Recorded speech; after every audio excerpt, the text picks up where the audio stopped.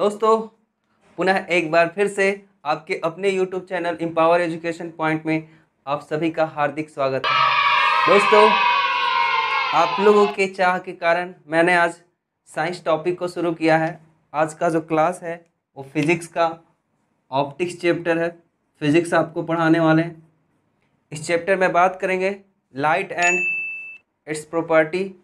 Light के मतलब प्रकाश के जितने भी सोर्सेज हैं, प्रकाश के प्रकार और प्रकाश से रिलेटेड सारी चीज़ों को यहाँ पे बताए जाएंगे। अगर आप आईएससी में जाते हो तो उसे हम ऑप्टिक्स भी बोलते हैं। प्रकाश के जो टर्म हैं उसको जानने के लिए ऑप्टिक्स चैप्टर को डिटेल में जानते हैं। लेकिन आप अगर 10 में हो तो इसे लाइट्स के अनुसार ही इसके बारे में हम आपको डीपली नॉलेज देने वाले हैं। आज के इस क्लास में कुछ खास करने के लिए हम 8 से 9 टॉपिक आप लोग को बताने वाले हैं। जो फर्स्ट टॉपिक है वो आपका है लाइट एंड इट्स सोर्स, प्रकाश और उसके स्रोत। जो कि सभी जानते हैं कि हमें प्रकाश जो है कहाँ से मिलती है और कि कौन कौन से ऐसे स्रोत हैं जिससे हमें प्रकाश मिलता है। सेकेंड टॉपिक है लुमिनियस और नॉन लुमिनियस, प्रदीप्त और अप्रदीप्त। कहने का अर्थ है कि जो स्रोत हमें प्रकाश देती है उसको हम प्रदीप्त बोलते हैं, लुमिनियस बोलते हैं। जो स्रोत प्रकाश उत्सर्जित नहीं करती है उसे नॉन लुमिनियस कहते हैं। थर्ड जो टॉपिक है आपको पढ़ाने वाले हैं वो रेज ऑफ लाइट, प्रकाश की किरणें। प्रकाश की किरणें 3 तरह की होती है। 3 तरह की वो कौन कौन सी किरणें हैं, जैसे डाइवर्जिंग बीम, पैरेलल बीम और एक और क्या है कन्वर्जिंग बीम। कहने का अर्थ है कि इसमें अपसारी किरणपुंज और क्या है समांतर किरणपुंज और अभिसारी। मतलब ये हम लोग थर्ड टॉपिक में पढ़ेंगे प्रकाश की किरणपुंज में कि कौन कौन सी किरणपुंज होती है। 3 टाइप्स की वो बताने वाले हैं। फोर्थ जो है प्रॉपर्टीज ऑफ लाइट, लाइट के गुण कौन कौन सा महत्वपूर्ण पार्ट है लाइट के वो हम लोग जानेंगे टाइप 4 में, 4 टाइप्स में। 5 जो है आप लोग को बताने वाले हैं प्रकाश का परिवर्तन, रिफ्लेक्शन ऑफ लाइट। इसमें आप जानेंगे कि कौन कौन से इसका गुण है रिफ्लेक्शन ऑफ लाइट में, ये क्यों ज़रूरी है और इसके कितने गुण हैं इसके बारे में हम 5 में बताएंगे। 2 गुण होता है।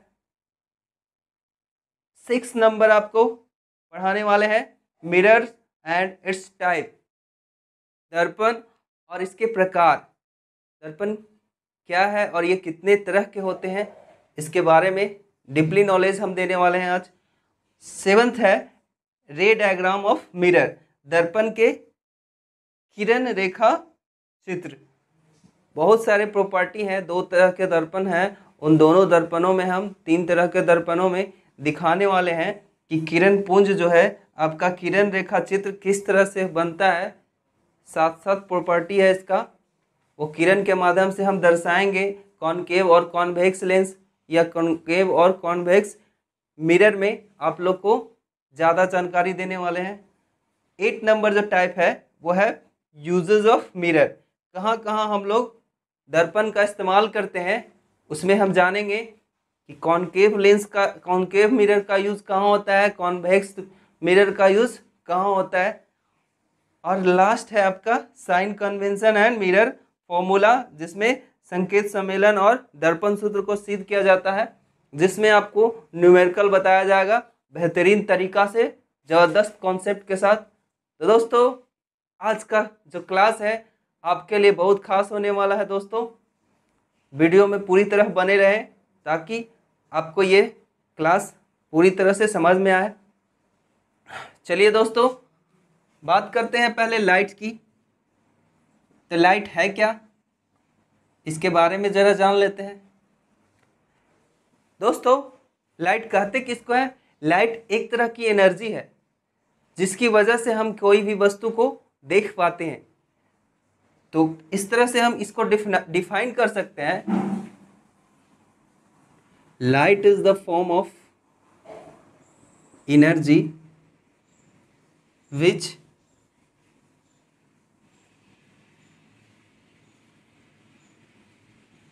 enable us to see। मतलब एक और डिफाइन कैसे करेंगे, बात करते हैं प्रकाश के कारक।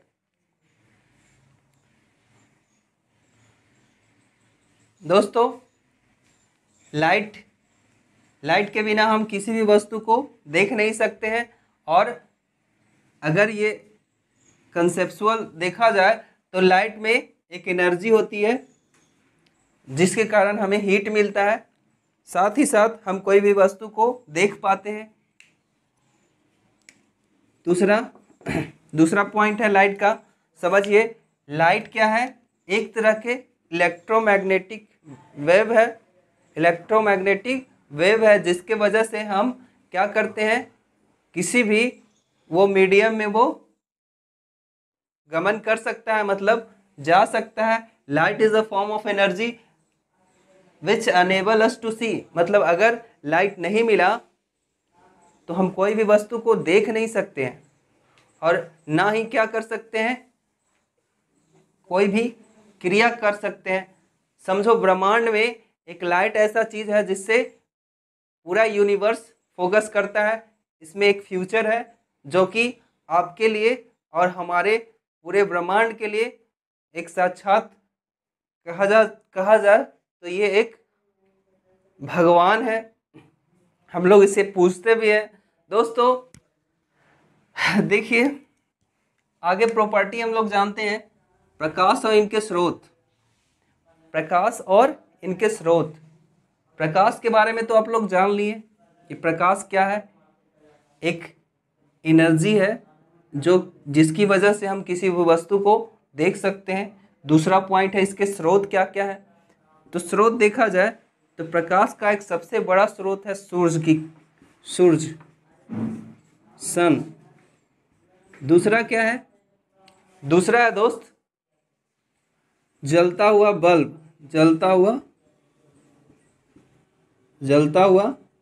बल्ब, जिसकी वजह से हम क्या करते हैं, लाइट ले पाते हैं। तीसरा है मोमबत्ती भी हो सकता है। दोस्तों वे सारी वस्तुएं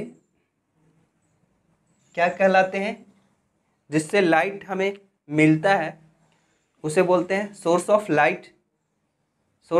लाइट। चलिए दोस्तों आप लोगों ने पहला टाइप तो समझ गया होगा कि लाइट क्या है और इसके स्रोत क्या है। जिस वस्तु से हमें लाइट मिले वो सारे क्या कहलाते हैं, वो सारे कहलाते हैं सोर्स ऑफ लाइट। ट्यूब भी बोल सकते हैं जिससे हमें लाइट मिले। अब सेकंड क्या है आपको, लुमिनियस एंड नॉन लुमिनियस। कहने का अर्थ है प्रदीप्त और अप्रदीप्त। मतलब कि फर्स्ट टॉपिक तो आप लोग पूरी तरह से समझ गए होंगे दोस्त, सेकंड टॉपिक आपको समझाना जरूरी है कि लुमिनियस क्या होता है और नॉन लुमिनियस क्या होता है। तो दोस्तों लुमिनियस को हम हिंदी में क्या बोलते हैं, प्रदीप्त। क्या बोलते हैं, प्रदीप्त। और नॉन लुमिनियस को क्या बोलते हैं, अप्रदीप्त। तो प्रदीप्त और अप्रदीप्त है क्या, बिल्कुल साधारण सी चीज है दोस्तों। प्रदीप्त का मतलब होता है वैसी वस्तु जिससे हमें लाइट मिले, वैसी वस्तु जिससे हमें क्या हो, लाइट मिले। मतलब जो वस्तु लाइट को प्रकाशित करे, मतलब जो वस्तु लाइट हमें दे उसे ही हम क्या बोलते हैं, लुमिनियस। कहने का अर्थ है प्रदीप्त। प्रदीप्त क्या हुआ दोस्तों, वैसी सारी वस्तुएं जिसके कारण प्रकाश उत्सर्जित हो उसे हम प्रदीप्त कहते हैं। तो इसमें से उदाहरण से आप बिल्कुल अच्छी तरह से समझ जाएंगे दोस्तों। प्रदीप्त कहते किसको है, तो प्रदीप्त कहते हैं वह जलता हुआ बल्ब।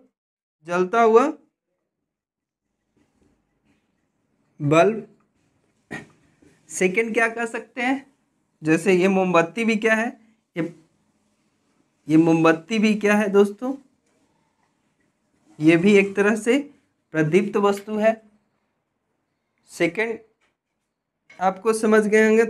थर्ड क्या है, और कौन सी वस्तु लाइट उत्सर्जित करती है, लाइट प्रोड्यूस और क्या करते हैं, तो लैंप ट्यूब,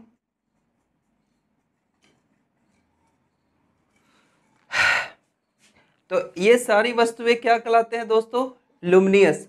नॉन लुमिनियस की बात करें तो जो वस्तु लाइट उत्सर्जित ना करे उसे हम नॉन लुमिनियस कहते हैं। जैसे चेयर, चेयर का मतलब हुआ कुर्सी। और क्या कह सकते हैं दोस्तों, और कह सकते हैं दीवार, दीवार कह सकते हैं वॉल। इस तरह से बहुत सारी वस्तुएं हैं। बुक, बुक किताब, ये सारे वस्तुएं लाइट को क्या करते हैं, लाइट को प्रोड्यूस नहीं करते हैं, मतलब लाइट उत्सर्जित नहीं करते हैं। तो वे वस्तुएं क्या कहलाते हैं दोस्तों, वे वस्तुएं नॉन लुमिनियस कहलाते हैं, अर्थात अप्रदीप्त। आप फ्लैश लाइट भी लिख सकते हैं दोस्तों, मोबाइल का फ्लैश लाइट, फ्लैश लाइट वो भी क्या है, लुमिनियस है, प्रदीप्त वस्तुएं है जो प्रकाश को उत्सर्जित करता है। तो आपको ये सेकंड टाइप समझ में आ गया होगा दोस्तों, लुमिनियस और नॉन लुमिनियस। अब आपको पढ़ाने वाले हैं rays of light. Rays of light है क्या दोस्तों, रेज ऑफ लाइट जो है वो 3 टाइप के होते हैं। आपको वो तीनों टाइप बताने वाले हैं। तो दोस्तों रेज ऑफ लाइट देखिए,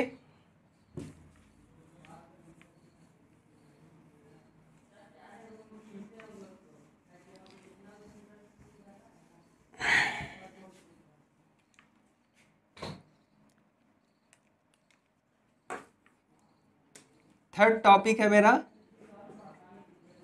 raise of light,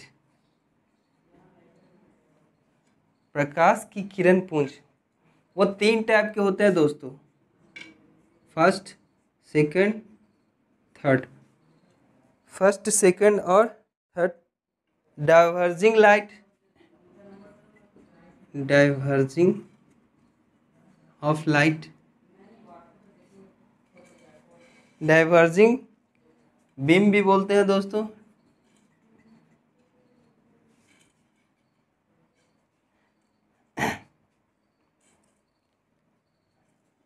beam of light कह सकते हैं इसको, डाइवर्जिंग बीम। उसके बाद पैरेलल बीम होता है एक दोस्तों, और तीसरा है कन्वर्जिंग बीम।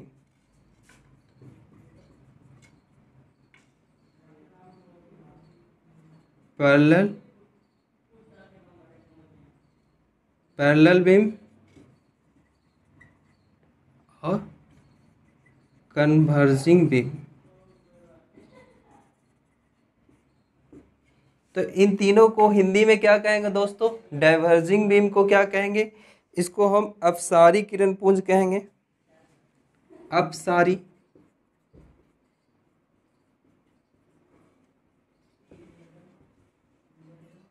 उसके बाद है समांतर किरण पुंज,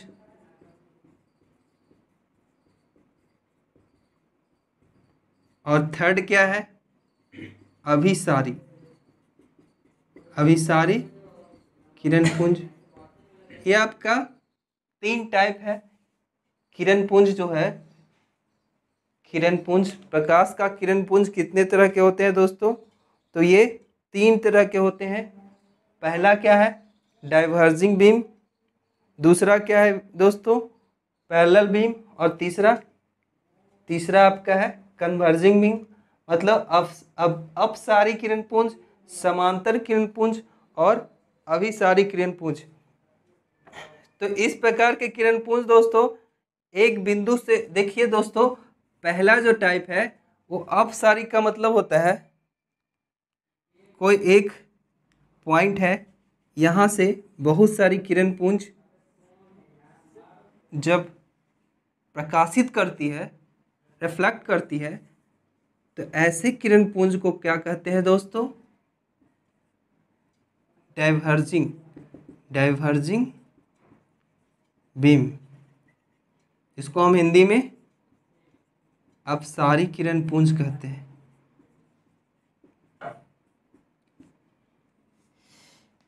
ये फर्स्ट डाइवर्जिंग बीम जो है, इसमें देखते होंगे कोई भी एक बिंदु स्रोत से बहुत सारी किरणें प्रकाशित होती है, तो वैसे बीम को हम डाइवर्जिंग ऑफ बीम कहते हैं। दोस्तों अब दूसरा किरण पुंज देखते हैं। नाम से ही स्पष्ट है, समांतर किरण पुंज। कहने का अर्थ है कि ऐसा किरण पुंज जो है वो पैरेलल रेखा में चलेंगे। किस तरह से? पैरेलल में, इस तरह से कुछ एक दूसरे के बिल्कुल पैरेलल होंगे। तो ऐसे किरण पुंज को क्या कहेंगे दोस्तों? पैरेलल। क्या कहेंगे? पैरेलल किरण पुंज। सॉरी दोस्तों, ये मीनिंग थोड़ा गलत हो गया है, पैरेलल बीम। अब है थर्ड मेरा क्या है? Converging beam. कन्वर्जिंग बीम का मतलब क्या हुआ दोस्तों? बहुत सारी किरणें जब एक बिंदु पर आकर मिले, तो ऐसी किरण पुंज को, किरणें के समूह को क्या कहेंगे दोस्तों? ऐसे किरण पुंज को कन्वर्जिंग बीम कहेंगे। Converging beam. इसको क्या बोलेंगे? पैरेलल बीम, जिसको समांतर किरण पुंज बोला जाता है। और ऐसे अभिसारी। तो दोस्तों ये रेज ऑफ लाइट मतलब प्रकाश किरण पुंज आपने देखा कि ये तीन तरह से किस तरह की होते हैं, डाइवर्जिंग, पैरेलल और कन्वर्जिंग। ये आप लोग को स्पष्ट रूप से समझ में आ गया होगा। डाइवर्जिंग बीम किसको बोलते हैं? जो एक पॉइंट से बहुत सारी किरण प्रकाशित होती है, प्रोड्यूस होती है, तो वैसे किरण पुंज को हम डाइवर्जिंग बीम या अपसारी किरण पुंज कहते हैं दोस्तों। दूसरा टाइप क्या बताएं? पैरेलल बीम, समांतर किरण पुंज, जिसमें सभी किरणें एक दूसरे के पैरेलल होते हैं। और तीसरा क्या बताएं? कन्वर्जिंग बीम, जिसको हम अभिसारी किरण पुंज कहते हैं, जिसमें बहुत सारे किरणें एक बिंदु पर आकर मिले, तो उसे हम क्या कहते हैं? अभिसारी किरण पुंज। इस तरह से आपको मैंने तीन टाइप करवाए, light of and its source, luminous and non luminous, and third क्या हो गया? Rays of light. अब चलते हैं फोर्थ टॉपिक में। फोर्थ टॉपिक है क्या? Property of light. Property of light देखते हैं दोस्तों।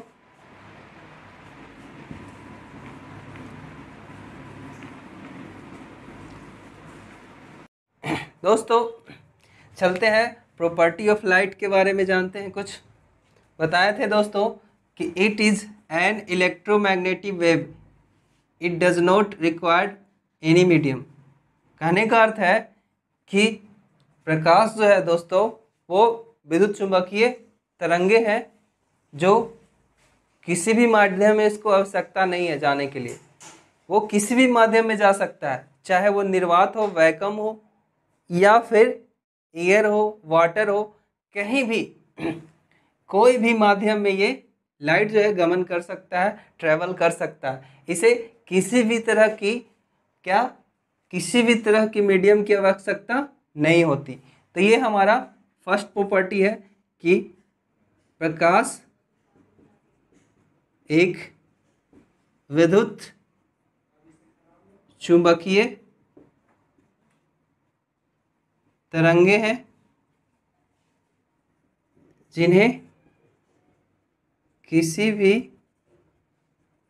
माध्यम की आवश्यकता नहीं होती। आवश्यकता नहीं होती।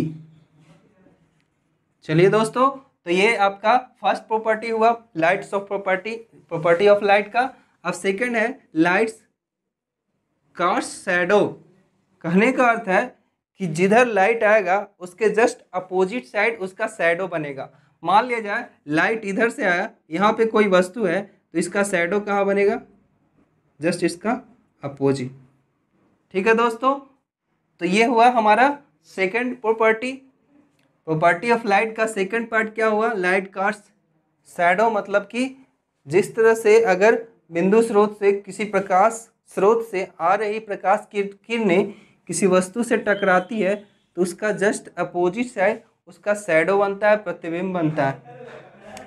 अब थर्ड की बात करें, थर्ड प्रॉपर्टी है इट हैज़ डल नेचर, मतलब इसके जो नेचर है वो बिल्कुल दो होते हैं, एक पार्टिकल और दूसरा वेव। कितना नेचर होता है दोस्तों? दो नेचर के होते हैं, एक पार्टिकल होता है और दूसरा दोस्तों वेव होता है। मतलब लाइट जो होते हैं वो दो नेचर का होता है, दो प्रकृति का होता है। मतलब एक कण के रूप में भी होता है अल्फा बीटा गामा, और वेव के रूप में भी होता है, तरंगे के रूप में। तो दोस्तों अब चलते हैं फोर प्रॉपर्टी क्या है? Light tends to travel in a straight line. Light मतलब कि प्रकाश हमेशा किस रेखा में गमन करती है? एक सीधी रेखा में गमन करती है दोस्तों। कैसी रेखा में गमन करती है? सीधी रेखा। कहने का अर्थ है कि कभी भी ये रेखा इसके साथ कट नहीं करेगा, अर्थात ये दोनों रेखाएं एक दूसरे के पैरेलल चलेंगे और कभी एक दूसरे को कट नहीं करेंगे, हमेशा सीधी रेखा में गमन करते हैं। प्रकाश हमेशा कैसी रेखा में गमन करती है दोस्तों? यार बोलो यार, प्रकाश हमेशा सीधी रेखा में गमन करती है। अब चलते हैं प्रॉपर्टी 5 में, speed of light in vacuum. निर्वात में प्रकाश की चाल क्या होता है दोस्तों? 3 × 10⁸ मीटर प्रति सेकंड। मतलब कि एक सेकंड में 3 × 10⁸ मीटर की दूरी वो तय कर लेती है। मतलब ये बहुत ही तेज़ होता है, प्रकाश की जो चाल होती है बहुत तेज़ होती है दोस्तों। उसके बाद है last property which light when light fall on a surface. जब प्रकाश की किरणें किसी सरफेस पे पड़ती है तभी रिफ्लेक्ट होकर हमारे आँखों पे पहुँचती है और तब जाके हम कोई भी वस्तु को देख पाते हैं। अगर ये वस्तु पर रिफ्लेक्ट होकर डायरेक्ट हमारे आँखों पर आ जाए तो वैसे हम वस्तु को नहीं देख पाएंगे। जब भी देखेंगे तो वस्तु के टकराने के बाद ही हमारे आँखों तक किरणें आएगी, तभी हम वस्तु को देख पाते हैं। तो ये आपका प्रॉपर्टी हुआ, मुख्य रूप से 6 प्रॉपर्टी हैं, और भी हैं लेकिन आपको इतना ज़रूरी है। तो दोस्तों अब देखिए चलते हैं रिफ्लेक्शन ऑफ लाइट, प्रकाश का प्रवर्तन के बारे में देखते हैं दोस्तों। ऐसे लाइट जो होते हैं, लाइट का जो टाइप होता है वो दो तरह के होते हैं। पहला टाइप आपको दोस्तों रिफ्लेक्शन ऑफ लाइट एंड दूसरा रिफ्रैक्शन ऑफ लाइट, मतलब प्रकाश का प्रवर्तन और प्रकाश का अपवर्तन। तो प्रकाश का अपवर्तन जो है हम पार्ट 2 वीडियो में देखेंगे। आपका ये पार्ट 1 वीडियो है, इसमें हम सभी प्रकाश के प्रवर्तन के बारे में ही पढ़ेंगे, रिफ्लेक्शन ऑफ लाइट के बारे में। चलते हैं दोस्तों आगे।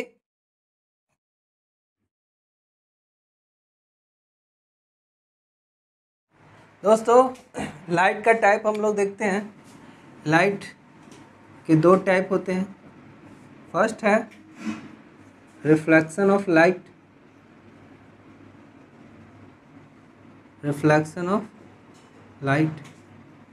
एंड सेकंड है रिफ्रैक्शन ऑफ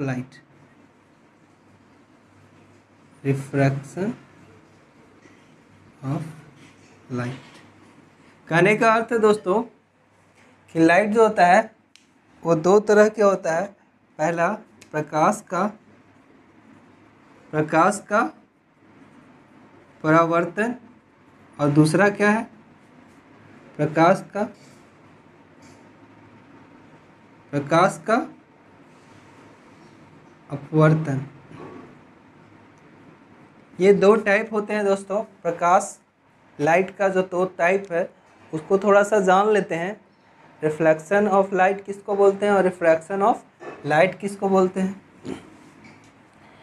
तो दोस्तों, when light bounce back off strikes a polished surface then it's called और रिफ्लेक्शन ऑफ लाइट।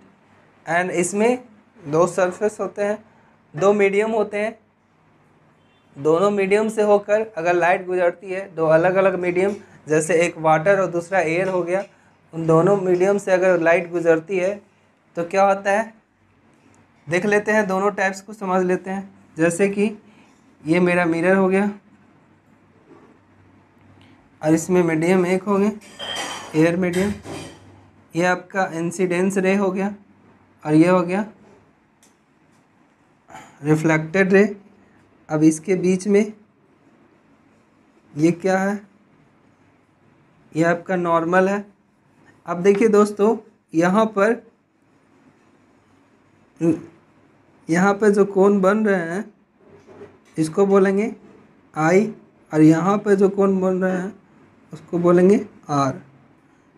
तो आई और आर क्या है, इसको बोलेंगे इंसिडेंस रे, आपतित किरण, आपतित किरण, और ये क्या है, परावर्तित किरण। दोस्तों,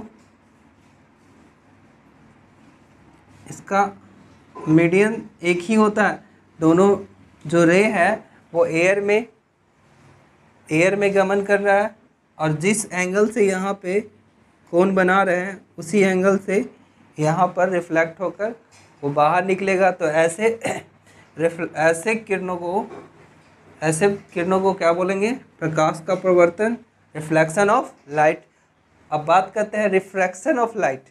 तो दोस्तों, इसमें दो मीडियम होते हैं, एक मान लिया जाए ये जल है और दूसरा यहाँ से एक रे निकलती है।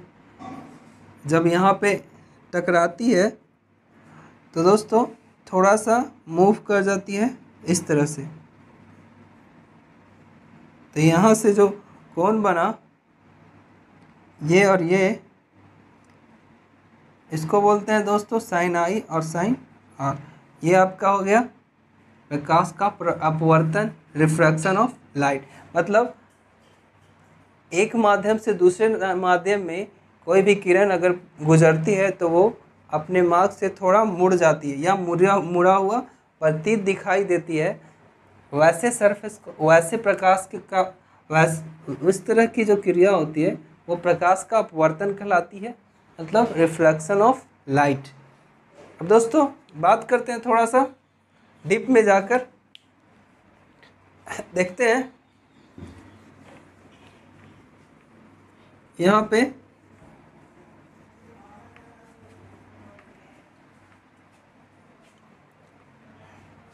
डीपली में रिफ्लेक्शन ऑफ लाइट के बारे में जानते हैं। Reflection of light first type के बारे में पहले डिटेल से जानेंगे। रिफ्लेक्शन ऑफ लाइट,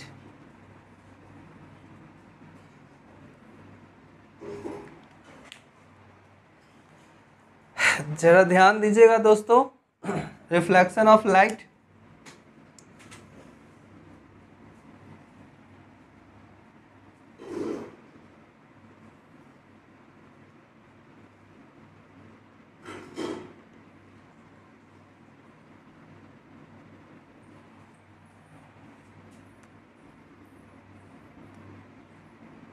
ये मेरा ए भी एक मिरर है और ये कोई प्रकाश स्रोत से आती हुई किरणें हैं जिसको बोलते हैं इंसिडेंस रे, आपतित किरण। सरफेस से टकराने के बाद रिफ्लेक्ट करती है तो इसको बोलते हैं हम लोग रिफ्लेक्टेड रे, रिफ्लेक्टेड रे। अब इन दोनों के बीच देखिए एक अभिलंब है, इसको नॉर्मल बोलेंगे हम लोग। क्या बोलेंगे? नॉर्मल, हिंदी में अभिलंब बोलेंगे। अब दोस्तों यहाँ पे देखिए मेरा दो कोण बन रहा है अविलंब से जुड़ा हुआ, ये इसको बोलेंगे आई, ये इसको बोलेंगे आर। इन दोनों कोण के नाम भी हैं। एंगल ऑफ रिफ्लेक्शन, इसका नाम क्या होगा? Angle of reflection. Angle of reflection Hindi में क्या बोलेंगे? आपतन कोण। क्या बोलेंगे दोस्त? आपतन कोण। अब यहाँ पे क्या है, एक और आई कोण बन रहा है, इसको बोलेंगे angle of reflection. Angle of reflection, sorry यहाँ पे आपतित किरण को एंगल ऑफ इंसिडेंस बोलेंगे, इंसिडेंट, और यहाँ पे बोलेंगे एंगल ऑफ रिफ्लेक्शन, प्रवर्तित किरण। दो कोण बने, एक एंगल ऑफ इंसिडेंस और दूसरा एंगल ऑफ रिफ्लेक्शन। अब दोनों कोण कहीं पे मिल रहे हैं दोस्तों, तो ये मिड पॉइंट हुआ जहाँ पे तीनों जो रेखाएं हैं, एक इंसिडेंस रे, रिफ्लेक्टेड रे और नॉर्मल, ये एक पॉइंट पे मिलते हैं, समतल के एक बिंदु पर मिलते हैं। तो यहाँ से दो नियम निकलते हैं लॉ ऑफ रिफ्लेक्शन की। लॉ ऑफ रिफ्लेक्शन क्या है दोस्तों, जानते हैं थोड़ा डिटेल में। लॉ ऑफ रिफ्लेक्शन जो है पूरी तरह से जान लीजिए। जो पहली इंसिडेंस रे है और नॉर्मल है, यहाँ पर का जो कोण है, और नॉर्मल और रिफ्लेक्टेड रे के बीच में जो कोण है, ये दोनों कोण इक्वल होते हैं। मतलब angle of incidence is equal to the angle of reflection. Angle of incidence is equal of angle of reflection. Angle of incidence is equal to the angle of reflection. मतलब यहाँ से कोण बने साइन आई, इसको मान ले साइन आई इक्वल टू क्या होगा? Sine R. अगर कोई कोण मान लिए तो आई इक्वल टू क्या हो गया? कोण आई इक्वल टू कोण आर होता है। ये आपका लॉ ऑफ रिफ्लेक्शन का पहला नियम है। मतलब प्रकाश के परिवर्तन के पहले नियम क्या कहते हैं दोस्तों? आपतन कोण और परावर्तन कोण बराबर होते हैं। आपतन कोण और परावर्तन कोण क्या होते हैं दोस्तों? बराबर होते हैं। अब दूसरा जो रूल है वो जानते हैं। दूसरा रूल क्या है? दूसरा रूल है दोस्तों, इंसिडेंस रे, नॉर्मल एंड रिफ्लेक्टेड रे तीनों एक बिंदु पर मिलते हैं। कहाँ मिलते हैं? तीनों एक सरफेस के एक बिंदु पर मिलते हैं। तो इसको हम कह सकते हैं the incidence ray, reflected ray and normal at the point of incidence all lie in the same place, all lie in the same plane. मतलब तीनों जो होंगे वो एक सेम प्लेन पे स्थित होंगे। यहाँ से हम कह सकते हैं दोस्तों कि the incidence ray, the incident ray और क्या है दोस्तों? Normal and reflected ray all lie, कहाँ है? तीनों कहाँ पहुँचते हैं? All lie in the same plane, all lie in the same plane. दोस्तों ये हमारे दो नियम है। हिंदी में लिखना चाहते हैं तो वो भी लिख सकते हैं दोस्तों। आपतन कोण और परावर्तन कोण बराबर होते हैं। पहला नियम क्या कहलाता है? आपतन कोण बराबर परावर्तन कोण। और दूसरा क्या है, दूसरा आपका है आपतित किरण, आपतित किरण, परावर्तित किरण, आपतित किरण, अभिलंब और परावर्तित किरण, तीनों एक समतल पे स्थित है, एक ही समतल बिंदु पर स्थित होगी। ये आपका रिफ्लेक्शन ऑफ लाइट के दो लॉ है। तो बिल्कुल आप समझ गए होंगे दोस्तों कि रिफ्लेक्शन ऑफ लाइट में ये दोनों नियम काफ़ी मोस्ट इम्पॉर्टेंट है, ये हर एग्ज़ाम में पूछा जाता है। तो दोस्तों इसको आप लोग माइंड में सेटअप करके याद कर लीजिए ताकि कभी आपके एग्ज़ाम में आए तो भूलें नहीं। अब दोस्तों बात करते हैं अगले पॉइंट की, mirror and it's type. Mirror and it's type के बारे में, दर्पण और इसके प्रकार। तो दर्पण जो मिरर और इट्स टाइप देखते हैं, ये तीन तरह के होते हैं दोस्तों। तीनों टाइप देख लेते हैं।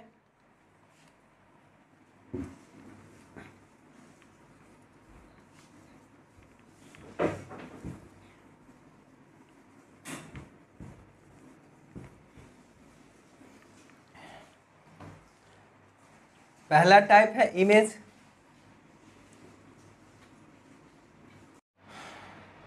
दोस्तों इमेज की बात करें तो इमेज दो टाइप के होते हैं। पहला रियल इमेज, पहला क्या होता है दोस्तों, रियल इमेज। और दूसरा क्या होता है, वर्चुअल इमेज। क्या होता है दोस्तों, वर्चुअल इमेज। अगर इसका इंग्लिश फॉर्म देखें हिंदी फॉर्म में तो इसको बोलते हैं वास्तविक प्रतिबिंब, वास्तविक प्रतिबिंब। और हिंदी फॉर्म वर्चुअल इमेज का मतलब आभासी प्रतिबिंब, आभासी प्रतिबिंब। दोस्तों रियल इमेज और वर्चुअल इमेज में फ़र्क क्या है, इमेज दो टाइप के हम लोग को पढ़ाएंगे। पहले तो इमेज जान लेते हैं आखिर इमेज है क्या। तो इमेज क्या है दोस्तों कि किसी भी बिंदु स्रोत से आ रही प्रकाश की किरणें दर्पण से टकराने के बाद दर्पण से टकराने के बाद या परिवर्तित होने के बाद किसी बिंदु पर मिलती है या मिलती हुई प्रतीत होती है, उसे प्रतिबिंब कहते हैं। तो ये होता क्या है, प्रतिबिंब जिसे हम पर्दे पर प्राप्त कर सकते हैं या पर्दे पर प्राप्त नहीं कर सकते हैं, उसी को हम क्या बोलते हैं, इमेज। क्या बोलते हैं दोस्तों, इमेज बोलते हैं।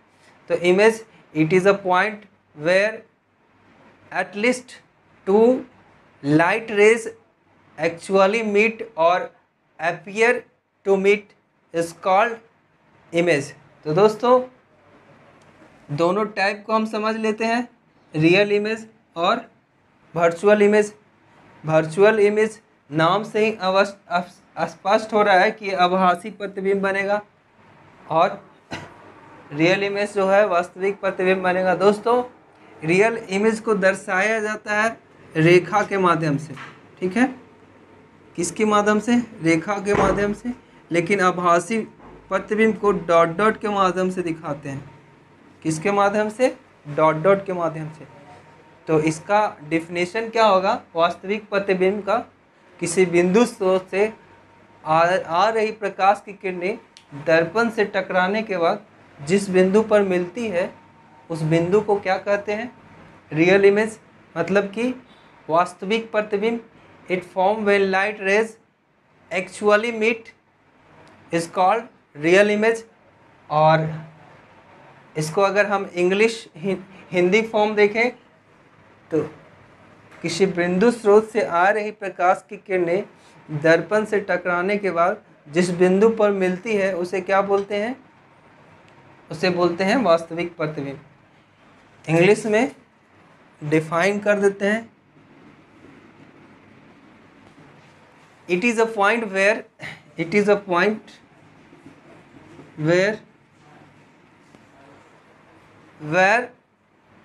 at least two light rays actually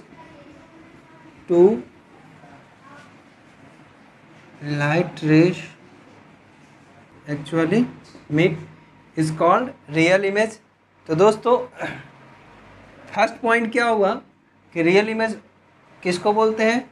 it is a point where at least two light rays actually meet, जहाँ पे दो प्रकाश की किरणें रियल में मिलता है उसे हम बोलते हैं वास्तविक प्रतिबिंब। और आभासी प्रतिबिंब किसको बोलते हैं? आभासी प्रतिबिंब मतलब होता है दोस्तों किसी बिंदु स्रोत से आ रही प्रकाश की किरणें परावर्तन के बाद जिस बिंदु पर आती हुई प्रतीत होती है उसे हम क्या बोलते हैं? आभासी प्रतिबिंब। अर्थात कहते क्या है दोस्तों? It form when light rays appear to meet, it form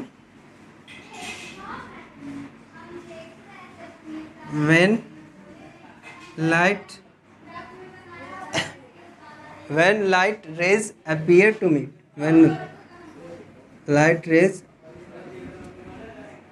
appear to meet is called virtual image। दोस्तों एक और पॉइंट क्या है इसमें? एक और पॉइंट यह है कि इसे हम स्क्रीन पर क्या कर सकते हैं? प्राप्त कर सकते हैं, लेकिन वर्चुअल इमेज को स्क्रीन पे प्राप्त नहीं कर सकते हैं। मतलब इट कैन बी ऑब्टेन कहाँ? On screen. और इसमें क्या है? It can not be obtain on screen. इसे पर्दे पर प्राप्त नहीं किया जा सकता वर्चुअल इमेज को, लेकिन रियल इमेज को पर्दे पर प्राप्त किया जा सकता है। इसके लाइन को हम लोग डॉट डॉट से दर्शाते हैं। इसके लाइन को किस अनुसार दर्शाते हैं? डॉट डॉट पे। It can be obtain on screen. दोस्तों ये आपका रियल इमेज और वर्चुअल इमेज का डिफाइन हुआ। अब चलते हैं कुछ और महत्वपूर्ण बात करते हैं समतल दर्पण में। दोस्तों तो चलते हैं इमेज ऑन प्लेन मिरर। बात करते हैं प्लेन मिरर में इमेज कैसा बनेगा, समतल दर्पण में बना प्रतिबिंब कैसा दिखता है, ज़रा देख लेते हैं दोस्तों। मान लिया जाए लेट एम और एम डैश क्या है? हमारा प्लेन मिरर है। प्लेन मिरर है मतलब समतल दर्पण है, और जहाँ पे एक ऑब्जेक्ट है ओ एम क्या है दोस्तों? ओ एम एक मेरा ऑब्जेक्ट है। ओ एम क्या है? ऑब्जेक्ट है। उसके बाद क्या हो रहा है? यहाँ से ऑब्जेक्ट से एक इंसिडेंस रे गया है, रिफ्लेक्ट होकर ए बी जो है बाहर निकला है। अब देखिए यहाँ पे बन क्या रहा है? बीच में ये नॉर्मल है जिसको हम एन से डिनोट किए, एन से। हमारा समतल दर्पण पर जो बना प्रतिबिंब है वो मुख्य रूप से दर्पण से टकराने के बाद क्या होता है? आभासी प्रतिबिंब बनता है, जो कि सेम डिस्टेंस पे होता है। मतलब जितना दूरी पर वस्तु रखा गया है उतना ही दूरी पर प्रतिबिंब भी बनेगा, सेम डिस्टेंस पे। साथ ही साथ और क्या होगा इसमें? वस्तु जो होगा, वस्तु की अपेक्षा प्रतिबिंब उल्टा दिखाई देगा, पार्श्विक उल्टा दिखाई देगा। एक और चीज़ है, देखिए इसमें जो प्रतिबिंब बनेगा उसे पर्दे पर हम लोग नहीं दिखा सकते हैं, स्क्रीन पर हम लोग नहीं दिखा सकते, क्योंकि ये क्या होता है? आभासी प्रतिबिंब होता है, वर्चुअल इमेज होता है। तो इसकी कुछ विशेषताओं के बारे में हम लोग देखते हैं, कैरेक्टरिस्टिक और इट्स इमेज। पहला क्या है? इसका जो इमेज होता है वो वर्चुअल होता है और इरेक्ट होता है, मतलब आभासी और उल्टा। आभासी और उल्टा होता है, पार्श्विक उल्टा होता है। क्या होता है दोस्तों? आभासी और उल्टा होता है। दूसरा, इक्वल टू द ऑब्जेक्ट, वस्तु के बराबर होता है, वस्तु की दूरी बराबर प्रतिबिंब की दूरी होता है, प्रतिबिंब की दूरी। और क्या है? Behind same distance as the object, दूरी जो है वो भी सेम होगा, दूरी क्या होगा? इक्वल होगा प्रतिबिंब की दूरी के। अब क्या है? लास्ट, लैटरनली इन्वर्टेड, मतलब पार्श्विक उल्टा बनता है। इसका प्रतिबिंब कैसा बनता है दोस्तों?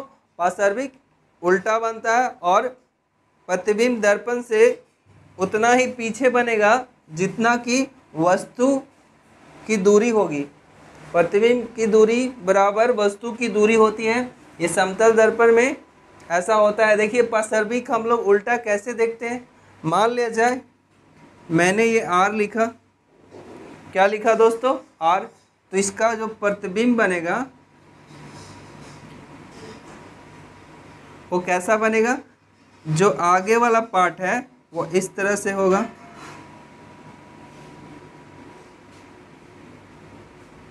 मतलब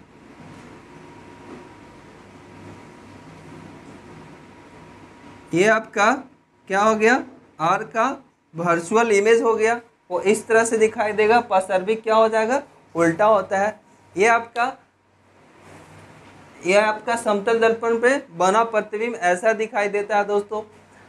तो देखें कि क्या क्या चीज़ें हैं इसमें। कुछ महत्वपूर्ण तथ्य हैं जिसको आपको याद करना आवश्यक है। ये 4-5 तथ्य, इसको आप याद कर लीजिए ताकि आपको समझ में आए।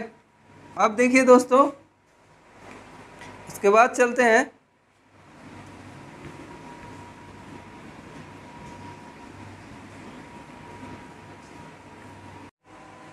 दोस्तों, गोलीय दर्पण की बात कर लेते हैं थोड़ा सा। स्फेरिकल मिरर, स्फेरिकल मिरर में होता क्या है कि whose reflecting surface is curved. कहने का अर्थ क्या है दोस्तों? कि वैसा सतह जिसका सरफेस कैसा हो? कर्व हो। कर्व का मतलब हो, गोलीय दर्पण का वैसा भाग जो क्या हो? कर्व हो, उसे हम स्फेरिकल मिरर कहते हैं दोस्तों। तो स्फेरिकल मिरर में हम लोग दोनों पार्ट समझ लेंगे, कॉन्वेक्स भी समझ लेंगे और कॉनकेव भी समझ लेंगे। कॉनकेव मिरर को क्या कहते हैं? अवतल दर्पण। और कॉन्वेक्स को कहते हैं उत्तल दर्पण। इसमें कुछ और भी पॉइंट है, इसको जान लेते हैं। ये सेंटर है आपका, सी सेंटर क्या है? सेंटर ऑफ सर्कमफेरेंस, मतलब गोलीय दर्पण का ये सेंटर है जिसको हम सर्कमफेरेंस ऑफ सेंटर कहते हैं। उसके बाद क्या है? आर रेडियस है। उसके बाद क्या है? सॉरी, सी के बाद एफ जानते हैं, ये फोकस, जिसको हम फोकस कहते हैं। फोकस लेंथ और दो चीज़ है इसमें दोस्तों, एक है स्मॉल एफ और दूसरा है कैपिटल एफ। कैपिटल एफ को क्या कहते हैं? फोकस कहते हैं। और स्मॉल एफ को क्या बोलते हैं? फोकस लेंथ कहते हैं। तो ये दोनों चीज़ हम जानेंगे क्या होता है ये एफ और कैपिटल एफ दोनों जान लेते हैं। उसके बाद है आपका क्या? आर। आर मतलब क्या होता है दोस्तों? सभी जानते हैं, रेडियस। और इसके बाद क्या है? एम और एम डैश। एम डैश क्या है? हमारा मिरर है। ये आपका रेडियस हो गया। रेडियस को कहते हैं हम लोग त्रिज्या। इसको बोलेंगे फोकस। फोकस को क्या बोलेंगे? हिंदी में भी फोकस ही कहते हैं। ये है small F, focal length. Focus दूरी जिसको बोलते हैं, फोकस दूरी हो गया। और एक है सेंटर। सेंटर सेंटर को कहते हैं केंद्र, केंद्र बिंदु। एक चीज छूट रहा है दोस्त, वो है पी। पी को बोलते हैं पोल। पी को क्या बोलते हैं? पोल, यानी कि ध्रुव। अब ये सारे बातों को हम लोग जो गौर से समझेंगे कि कहाँ पे क्या बन रहा है। यहाँ पे देख लीजिए दोस्तों, इस वृत्त के एक बीचों बीच लाइन गया है जिसको हम बोलते हैं प्रिंसिपल एक्सिस, प्रधान अक्ष। क्या बोलते हैं? Principal axis. और उसके मध्य में जो बीचों बीच पार्ट है उसको हम सेंटर बोलते हैं। और सेंटर और पोल के जो बीच में होता है वही होता है फोकस। क्या होता है दोस्तों? फोकस। और त्रिज्या जो है वो सेंटर और पोल के बीच की दूरी को क्या बोलते हैं? त्रिज्या बोलते हैं। एक फॉर्मूला होता है स्मॉल एफ बराबर, एफ बराबर क्या होता है दोस्तों? r/2। एफ बराबर r/2। तो यहाँ से क्या निकल कर सामने आया दोस्तों? r बराबर हो गया 2f। r बराबर 2f। समझ रहे हैं क्यों? क्योंकि यहाँ पे स्मॉल f ये है हमारा, और r क्या है? सेंटर से पोल की दूरी। तो जितना r होगा उसका आधा होगा फोकल लेंथ। समझ गए? तो फोकल लेंथ की दूरी क्या हो गई? r/2। ये आपकी स्फेरिकल मिरर में पहला कंडीशन हुआ। अब देखते हैं यहाँ पे एम और एम डैश क्या है? एम डैश क्या है? एम और एम डैश जो आपका मिरर है कॉन्केव और कॉन्वेक्स, उसी को हम लोग कलाई किए हैं। कलाई किया करना मतलब क्या होता है? पेंट करना। देखो जो अंदर की तरफ पेंट हुआ है उसको हम बोलेंगे कॉन्वेक्स मिरर, और बाहरी की तरफ मतलब उभरा हुआ पार्ट अगर कलाई किया हुआ हो, पेंट किया हो, तो उसे क्या बोलेंगे? Concave mirror. तो इस तरह से हम लोग गोलीय दर्पण के प्रत्येक भाग को समझे। क्या है गोलीय दर्पण और कैसे ये हमारे प्रयोग में आ सकते हैं, कॉनकेव और कॉन्वेक्स लेंस। तो इसके बाद दोस्तों गोलीय दर्पण के बाद हम लोग 7वां पॉइंट में चलेंगे, रे डायग्राम ऑफ मिरर। हम लोग मिरर में किस तरह से डायग्राम को बनाएंगे वो देखते हैं।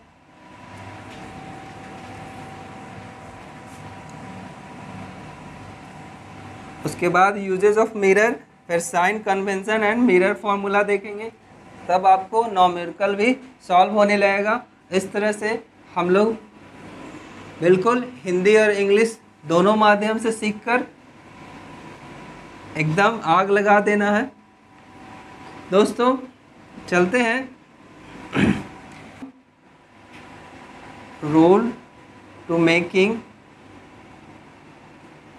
रे डायग्राम इन कॉनकेव मिरर। पहले हम कॉनकेव मिरर में जानेंगे कि कौन कौन से रूल हैं जिसके माध्यम से हम कॉनकेव मिरर में डायग्राम को बना पाएंगे। तो पहला रूल है रूल नंबर 1। रूल नंबर 1 क्या कहता है दोस्तों? देखिए रूल नंबर 1 कुछ इस प्रकार है कि अगर कोई कॉनकेव मिरर हो इस तरह से, कॉनकेव मिरर का सबसे बड़ी विशेषता क्या है दोस्तों? इसका उभरा हुआ भाग कलाई किया हुआ रहता है। मतलब उभरा हुआ भाग मेरा ये है, गोलीय दर्पण का वह भाग जिसका बाहरी पार्ट क्या हो? रंगा हुआ हो, पेंट किया हुआ हो। अब इसको हम लोग क्या बोलते हैं? प्रिंसिपल एक्सिस, मुख्य अक्ष या प्रधान अक्ष बोलते हैं। और जहाँ पे प्रधान अक्ष और हमारा दर्पण कट करता है उसको पी बोलते हैं, पोल। जहाँ पे सेंटर होता है और पोल, सेंटर और पोल के बीच में क्या होता है हमारा? एफ। और पी और एफ की दूरी क्या कहलाती है? Small F, focal length. और ये कुल डिस्टेंस क्या होगा दोस्तों? इसको हम लोग बताए थे आपको, क्या बोलते हैं? त्रिज्या। त्रिज्या आप कहीं से भी ले लो, क्या होगा मेरा? सब जगह डिस्टेंस क्या होगी? समान ही होगी। तो बात करेंगे हम कॉनकेव मिरर का फर्स्ट रूल के बारे में। ध्यान दीजिए दोस्तों, क्या है फर्स्ट रूल। अगर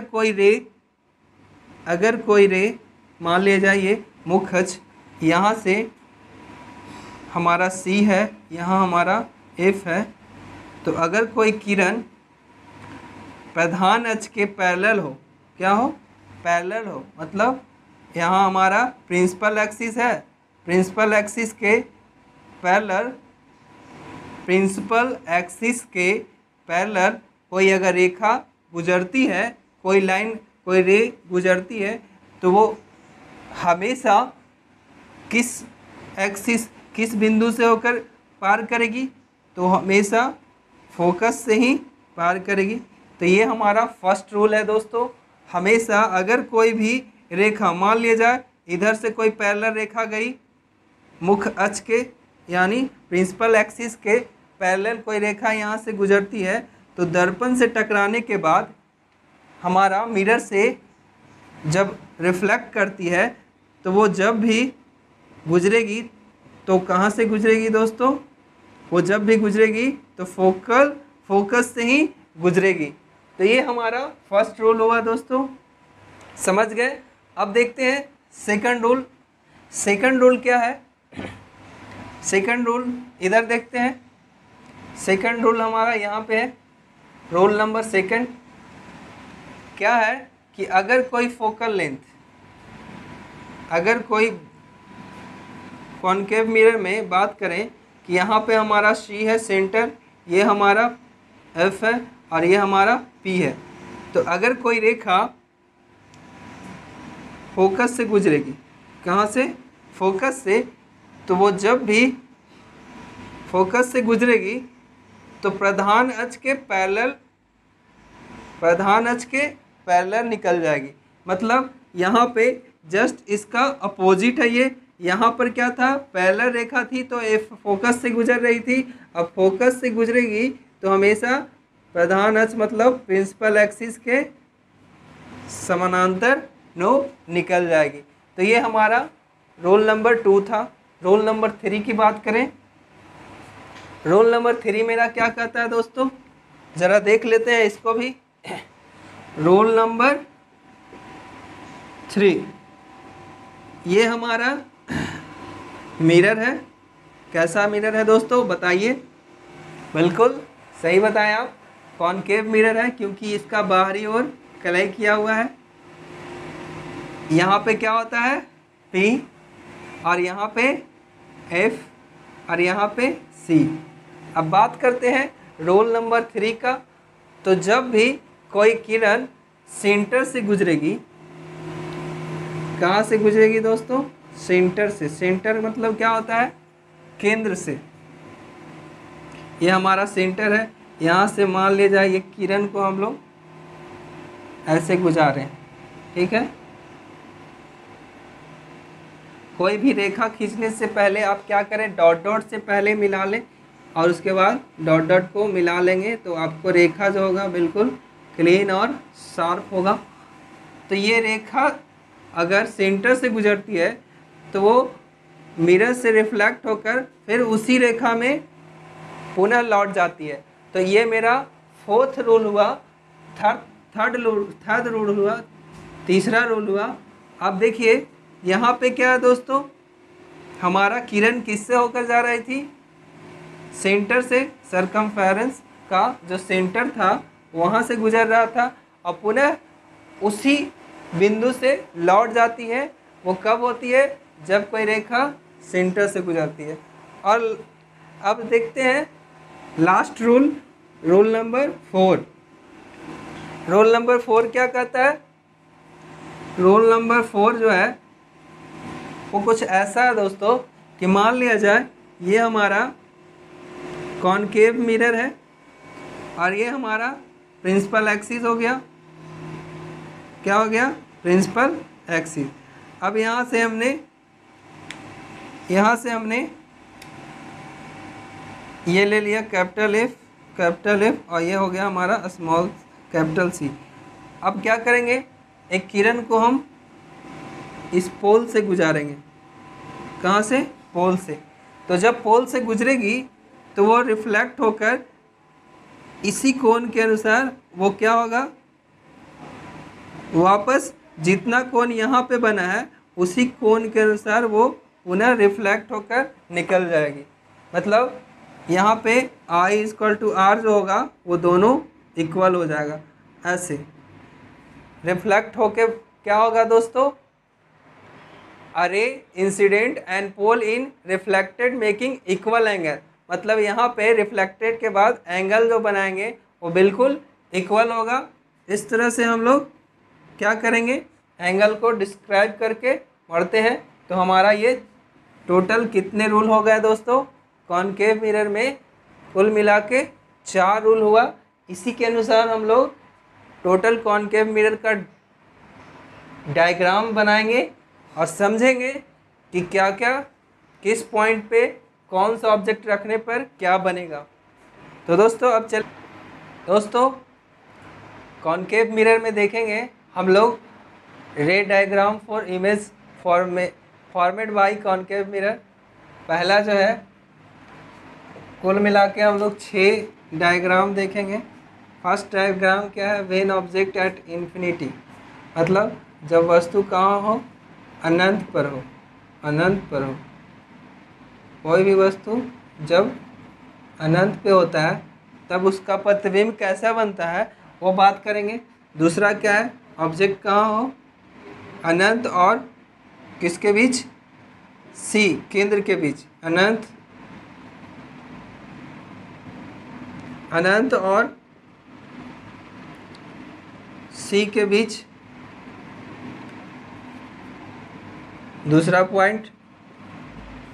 तीसरा क्या है, व्हेन ऑब्जेक्ट एट सी, वस्तु कहाँ हो, सी पर, सेंटर पर हो। खास कहाँ हो, खास सी पर हो, मतलब सेंटर पे होना चाहिए वस्तु, तब उसका प्रतिबिंब कहाँ बनेगा, कैसा बनेगा, सारे बातों को देखेंगे। When object between C and F, जब वस्तु कहाँ हो, वस्तु सी और एफ के बीच, एफ के बीच मतलब सेंटर और फोकस के बीच में होगा, तब प्रतिबिंब कहाँ बनेगा, कैसा बनेगा वो देखेंगे। एंड 5 क्या है, व्हेन ऑब्जेक्ट एट एफ, जब ऑब्जेक्ट कहाँ हो, एफ पर, वस्तु कहाँ हो, वस्तु एफ पर हो मतलब फोकस पर हो, तब कैसा बनेगा उसके बारे में देखेंगे। एंड लास्ट क्या है, when object is between P and F, ध्रुव और फोकस के बीच, कहाँ, फोकस के बीच, तब प्रतिबिंब कैसा बनेगा, कहाँ बनेगा उसके बारे में देखेंगे। तो ये मुख्य रूप से आपको मैं 6 टाइप्स बताने वाला हूँ डायग्राम का चित्र। देखते हैं फर्स्ट मेरा क्या है, व्हेन ऑब्जेक्ट कहाँ होना चाहिए, अनंत पे। तो अनंत पे कोई वस्तु दिखेगा दोस्त, बहुत बड़ा भी हो सकता है। चलिए हम बात करते हैं कॉनकेव मिरर की। तो ये हमारा कॉनकेव मिरर हो गया, यहाँ पे P हो गया, यहाँ पे F हो गया, यहाँ पे C हो गया। अब कोई रेखा लेते हैं। पहली रेखा जो है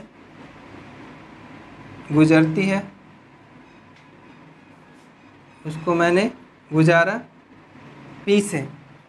बताए थे 4 रूल कॉनकेव मिरर में डायग्राम बनाने के लिए। फर्स्ट रूल अप्लाई कर रहे हैं, जब रे कहाँ से गुजरेगी, ध्रुव से, तो क्या करेगी, सेम एंगल बनाकर रिफ्लेक्ट होगी इस तरह से, दर्पण से टकराने के बाद, मिरर से टकराने के बाद सेम एंगल बनाकर ये रिफ्लेक्ट होगी, जिसको हम बोलते हैं रिफ्लेक्टेड रे, और ये इंसिडेंस रे हो गया। अब जस्ट इसके पैरेलल भी एक रेखा लेते हैं दोस्त। इसके पैरेलल एक रेखा लिए, यहाँ से टकराई, तो जब P से टकराई तब ना इतना कोण बना। अब यहाँ से टकराएगी तो यहाँ पर भी उसी तरह का कोण बना के बाहर निकलेगी दोस्त, ऐसे। अब कट कहाँ किया दोस्त, यहाँ पे, बिल्कुल कहाँ पे है, जस्ट एफ पे कहाँ पे कट किया दोस्त, एफ पे। तो यहाँ से एक स्पष्ट नज़र आ रहा है दोस्त, यहाँ पर जो कोण बनेगा देख लो, यहाँ पर जो इसका जो कोण होगा वो भी बराबर ही होगा। अगर इसको पैरेलल मान ले मुख अक्ष के, तो यहाँ पे I इक्वल टू आर हुआ। यहाँ से ये क्या सिद्ध हुआ, रूल नंबर 1 क्या था, when object at infinity, when object at infinity, जब वस्तु कहाँ हो, अनंत पे। तो अनंत पे कोई भी वस्तु जो होती है वो काफ़ी बड़ा होती है, बड़ा साइज में लेकर हम क्या करते हैं, रे को रिफ्लेक्ट करवाते हैं। तो यहाँ से वस्तु कहाँ बन रहा है, ऑब्जेक्ट देख लीजिए, एट एफ फोकस पर बन रहा है। यहाँ पे देखिए, अगर इसका हाइट मापा जाए और इसका हाइट मापा जाए तो बहुत ही छोटा है। ये क्या है, ऑब्जेक्ट जो बना, ऑब्जेक्ट का जो इमेज हुआ वो क्या ऐसा आया दोस्त, बहुत ही छोटा। इमेज कैसा होगा, just like a point, very small, like a point, very small होगा, वस्तु से काफ़ी छोटा होगा। इमेज क्या होगा, बहुत वस्तु से काफ़ी छोटा। फर्स्ट, सेकंड, थर्ड क्या होगा, वस्तु के अपोजिट होता है। इमेज जो होगा कैसा होगा, वस्तु के अपोजिट। इमेज कैसा होगा दोस्त, रियल भी होगा और इन्वर्टेड होगा। रियल और इन्वर्टेड। इन्वर्टेड का मतलब होता है वास्तविक और उल्टा। तो ये हमारा क्या हो गया, मुख्य रूप से 3 पॉइंट सामने आया मेरा नज़र।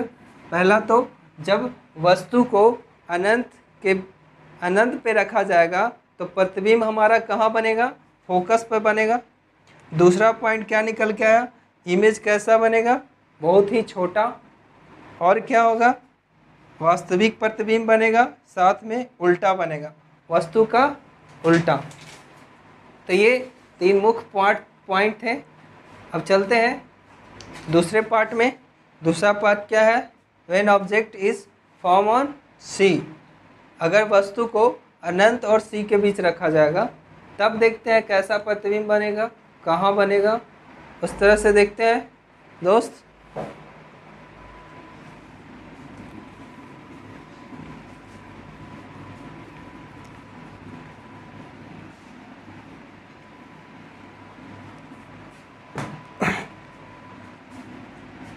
when object on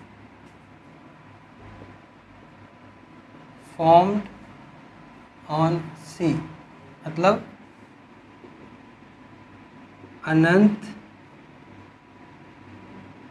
अनंत और P के बीच वस्तु, जब वस्तु कहाँ हो, अनंत और C के बीच में हो, तो देखते हैं क्या होता है। क्या होता है दोस्त, कोई वस्तु हम लोग कहाँ लेंगे, ये हमारा P हो गया, ये हमारा F हो गया, ये हमारा C हो गया। अब C ये है, सॉरी C होगा यहाँ पे, अनंत और C के बीच ले रहा है ना, अनंत और C के बीच हमारा C है। अब देखिए ये हमारा अनंत है और यहाँ C है, तो इन दोनों के बीच हम कोई भी वस्तु लिए, मान लीजिए ये हमारा वस्तु है। अब इसका प्रतिबिंब देखेंगे कैसा बनता है दोस्त। प्रतिबिंब बनाने के लिए हमें कम से कम 2 रेखा की आवश्यकता होती है। कितनी रेखा की आवश्यकता होता है दोस्त, कम से कम 2 किरण लेंगे। पहला पैरेलल लेंगे मुख्य एक्सिस के, प्रिंसिपल एक्सिस के पर पैरेलल लेंगे, मुख्य अक्ष के समानांतर। जब मुख्य अक्ष के समानांतर लेते हैं तो किरण कहाँ से गुजरती है दोस्त? एफ से होकर गुजरती है। कहाँ से गुजरती है दोस्त? एफ से होकर। अब देखिए दूसरा किरण लेते हैं। दूसरा किरण जो होगा वो हम कहाँ से लें? सेंटर से लेते हैं। चलिए ये हमारा सेंटर है। क्या है? सेंटर। अब यहाँ से हम जब लेते हैं तो कुछ इस तरह से सेंटर से जब लेंगे रेखा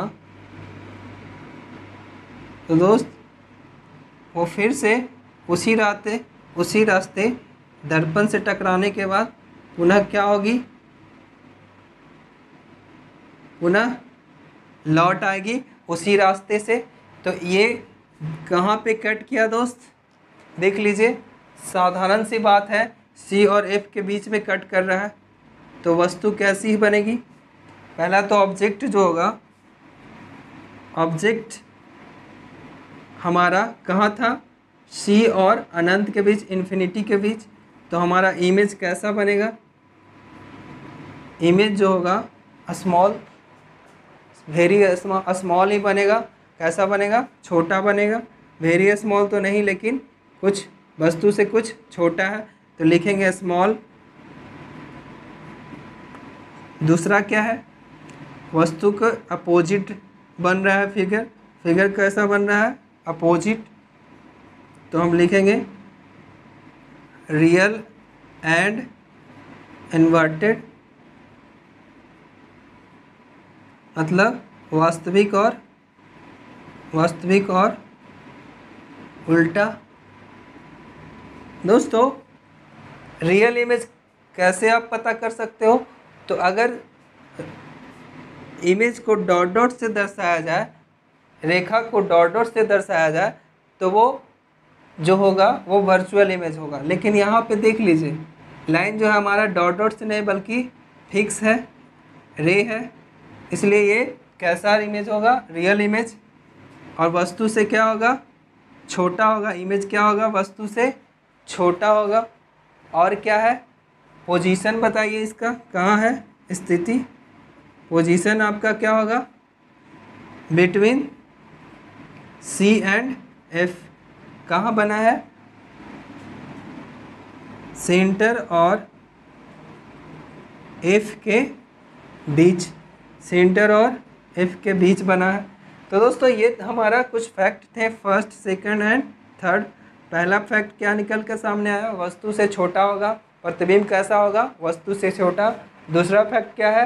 रियल एंड इन्वर्टेड। कहने का अर्थ है वास्तविक और उल्टा प्रतिबिंब बनेगा। और पोजीशन कहाँ होगी? सी और एफ के बीच में। वस्तु कहाँ बनी? वस्तु का प्रतिबिंब सी और एफ के बीच में।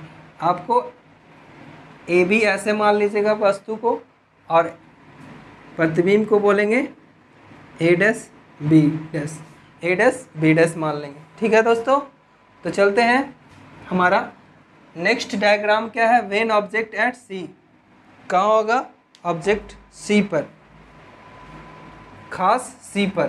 तो देखते हैं जब वस्तु सी पर होगा तब प्रतिबिंब की स्थिति कहाँ होगी और कैसा इमेज होगा, उसको देख लेते हैं। वेरी फास्ट, थोड़ा स्कैप करके दिखाएंगे हम, ताकि जब when object at C, object कहाँ होगा? सी पर। चलिए दोस्तों देखते हैं हम figure concave lens, concave mirror में ऑब्जेक्ट कहाँ होना चाहिए? ये हमारा एफ हुआ, ये हमारा सी हुआ। तो सी पर कोई ऑब्जेक्ट है मेरा, मान लीजिए ये ऑब्जेक्ट है ए बी। ऑब्जेक्ट क्या है? A B. अब देखिए ए बी ऑब्जेक्ट है, तो हमें इमेज लाने के लिए, प्रतिबिंब बनाने के लिए कितनी रेखा की आवश्यकता है दोस्तों? कम से कम 2 लाइन, 2 रेखा, 2 रे लेंगे। पहला रे लिए प्रिंसिपल एक्सिस के पैरेलल, जब वो रिफ्लेक्ट करेगा तो किससे होकर गुजरेगी दोस्त? वो एफ से गुजरेगी। अब दूसरा लाइन क्या है? कि अगर वो सेकंड लाइन हम अगर एफ से लें तो कहाँ से होकर गुजरेगी। सेकंड लाइन अगर एफ से लेते हैं तो मेरा वो कहाँ से होकर गुजरेगी दोस्तों, वो हमारा सी से होकर गुजरेगी। कहाँ से गुजरेगी, सी से। तो देखिए ये दोनों जो रेखा है वो कहाँ पे कट कर रहा है दोस्त, दोनों रेखाएं जो है वो हमारा सी पॉइंट पे कट कर रहा है। कैसे, पहला जो रे लिए वो पैरेलल लिए, मुख्य एक्सिस के पैरेलल लेते हैं तो वो एफ से होकर गुजरती है। जब एफ से जाएगी तो कैसे गुजरेगी, मुख्य एक्सिस के पैरेलल। अब दोनों रेखा कहाँ पे कट किया दोस्त, दोनों रेखा हमारा सी पर ही कट किया। मतलब ए बी जो होगा वो उसका इमेज होगा ए डैश बी डैश, वो दोनों क्या होगा, सेम होगा। जितना हम लोग ऑब्जेक्ट लिए थे उतना ही बड़ा हमारा इमेज भी बना। तो यहाँ से हमारा निष्कर्ष क्या निकला, फर्स्ट पॉइंट, इमेज बराबर क्या होगा, इमेज बराबर ऑब्जेक्ट। जो इमेज होगा वो बिल्कुल इक्वल होगा ऑब्जेक्ट के। दूसरा पॉइंट क्या है, दूसरा पॉइंट इससे सामने निकल के आया, कैसा प्रतिबिंब बन रहा है, real and inverted. Real and inverted मतलब वास्तविक और उल्टा, वास्तविक और उल्टा बन रहा है। तीसरा पॉइंट क्या सामने निकल के आया दोस्त, वस्तु कहाँ पे बन रहा है, पोजीशन बताना है। तो पोजीशन हमारा कहाँ है, वो बिल्कुल सी पर, एट सी पॉइंट पर, बिल्कुल सी पर ही बना। तो इस तरह से हम लोग तीसरा पॉइंट भी समझ गए कि अगर कोई वस्तु कहाँ पे हो, सी पर, तो उसका प्रतिबिंब भी सी पर ही बनेगा, वस्तु के बराबर होगा इमेज, रियल और इन्वर्टेड होगा वास्तविक और उल्टा, और पोजीशन क्या होगा, सी पर। तो चलते हैं नेक्स्ट चौथा पॉइंट पे। वस्तु को कहाँ रखेंगे अब हम लोग वस्तु सी और एफ के बीच में रखेंगे। कहाँ रखेंगे, सी और एफ के बीच में। ऑब्जेक्ट कहाँ होगा, व्हेन ऑब्जेक्ट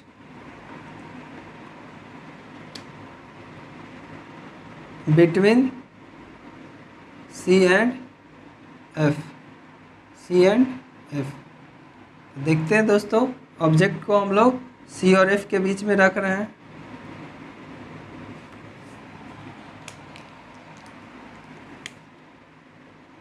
ये हमारा प्रिंसिपल एक्सिस हुआ, इसको हम पी बोलेंगे। ये हमारा एफ हुआ और ये हमारा सी हुआ। और वस्तु यहाँ पे लिखें, वस्तु कहाँ है, सी और एफ के बीच में। अब यहाँ पे हम लोग कितनी रेज को लेंगे, दो किरणों को लेंगे। एक जो होगा वो किस तरह से होगा, दोनों किरणों को हम लोग समझते हैं। पहला जो होगा हम लेते हैं डायरेक्ट, इससे थोड़ा इसको मान लेंगे ए बी। अब यहाँ से हम लोग एक रे लिए, ठीक है। तो दोस्तों जब रे लेंगे तो ये रिफ्लेक्ट होकर कहाँ से गुजरेगी, सी से ही गुजरेगी। कहाँ से, अगर कोई वस्तु को हम लोग सेंटर से गुजारना है तो वो फिर से पुनः वो सेंटर से ही लौट आएगी। मतलब जहाँ से वो चलेगी वहाँ से ये पुनः वापस लौट आएगी। ये आपका इंसिडेंस रे हुआ और उधर से फिर रिफ्लेक्ट होकर फिर सी बिंदु से ही लौट आएगी। और दूसरा रे लेते हैं, वो पैरेलल लेंगे इसका, मुख्य एक्सिस का, मतलब प्रिंसिपल एक्सिस का पैरेलल। तो वहाँ कहाँ से गुजरेगी, वो एफ बिंदु से गुजरेगी। अब देखिए दोस्तों, इस तरह के पॉइंट में कहीं ना कहीं जाकर ये दोनों रेखाएं आपस में कट करेंगे। तो जहाँ पे कट करेंगे वहाँ पे वस्तु का प्रतिबिंब बनेगा। ये ए डैश बी डैश बना। तो ये क्या हुआ, यहाँ पे देख रहे होगे कि वस्तु का जो साइज था और इमेज का साइज, वो दोनों में कुछ असमानता है। इमेज जो है बड़ा है किससे, ऑब्जेक्ट से। तो यहाँ से पोजीशन क्या है, कहाँ पे वस्तु है, पोजीशन हमारा देखें तो इन्फिनिटी और सी के बीच में है, मतलब अनंत और सी के बीच। साथ ही साथ दूसरा क्या है, दूसरा आप लोग ध्यान दीजिए, इसमें वस्तु कैसा बन रहा है, इमेज कैसा बन रहा है।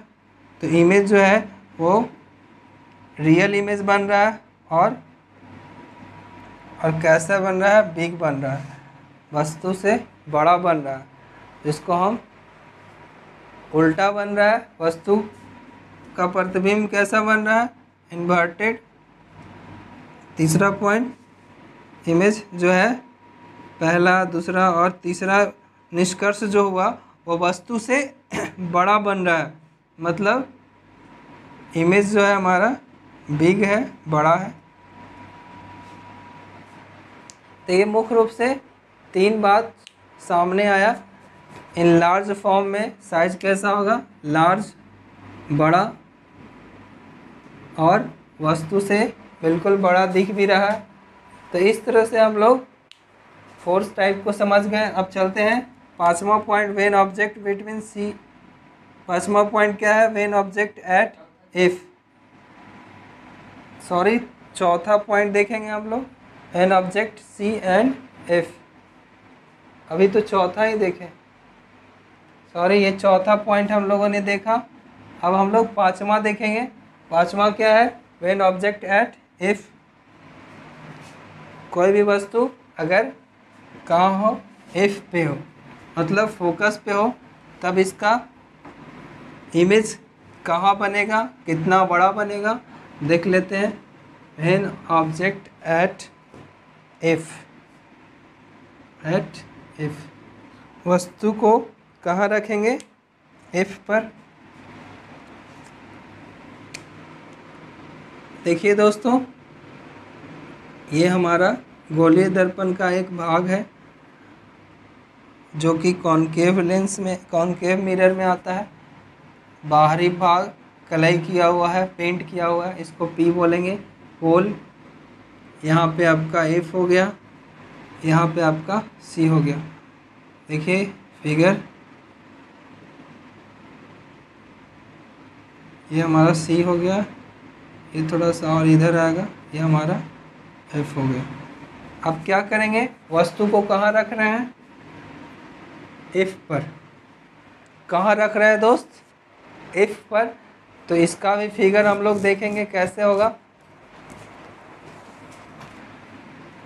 चलिए इसको पहले हम एक रेखा पैरेलल लेते हैं और इसको जब रिफ्लेक्ट करता है तो वो एफ से होकर गुजरती है।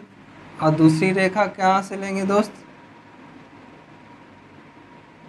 यहाँ से ये टर्न होकर सी बिंदु से गुजरेगी और ये कहीं ना कहीं जाके दोस्त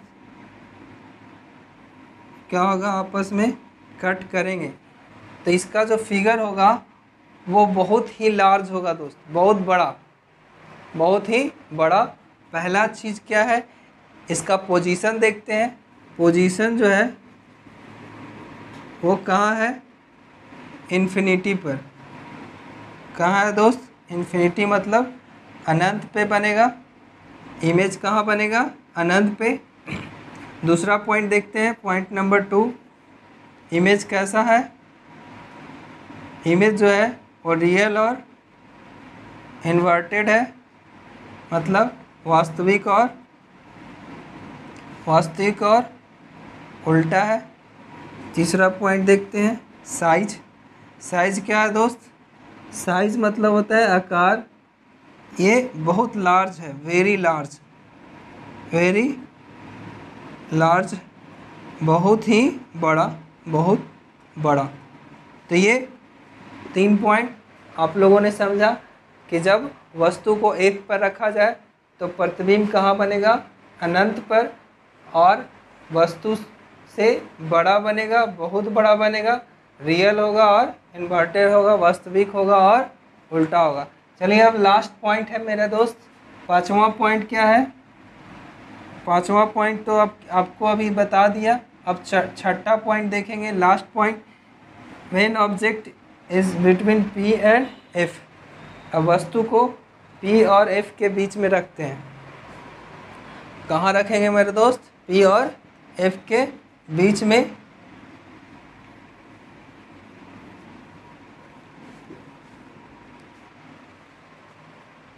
चलिए दोस्त देख लेते हैं, P और F के बीच में रखकर, बिटवीन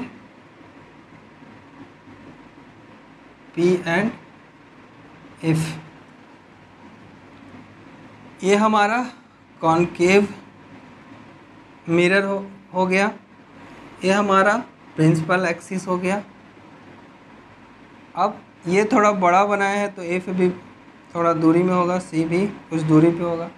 वस्तु कहाँ रख रहे हैं, P और F के बीच में, तो ये हमारा F है, ये P है, तो इसी के बीच में हम कोई वस्तु ले लिए। ठीक है मेरे दोस्त, अब इसको एक रेखा गुजारते हैं प्रिंसिपल एक्सिस के पैरेलल, तो वो कहाँ से मूव करेगी, रिफ्लेक्ट होकर F से गुजरेगी। अब दूसरा जो है, जो दूसरा हम लोग ले रहे हैं वो पॉइंट केंद्र से लेंगे। दूसरा किरण कहाँ से लेंगे दोस्त, C से। तो जब C से लेंगे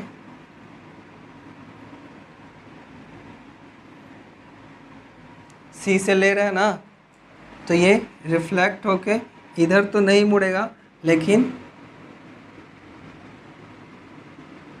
कुछ इस तरह से कहीं आगे जाकर दर्पण के पीछे कहीं ना कहीं ये दोनों रेखाएं कट करेंगे, जिसको हम बोलते हैं क्या,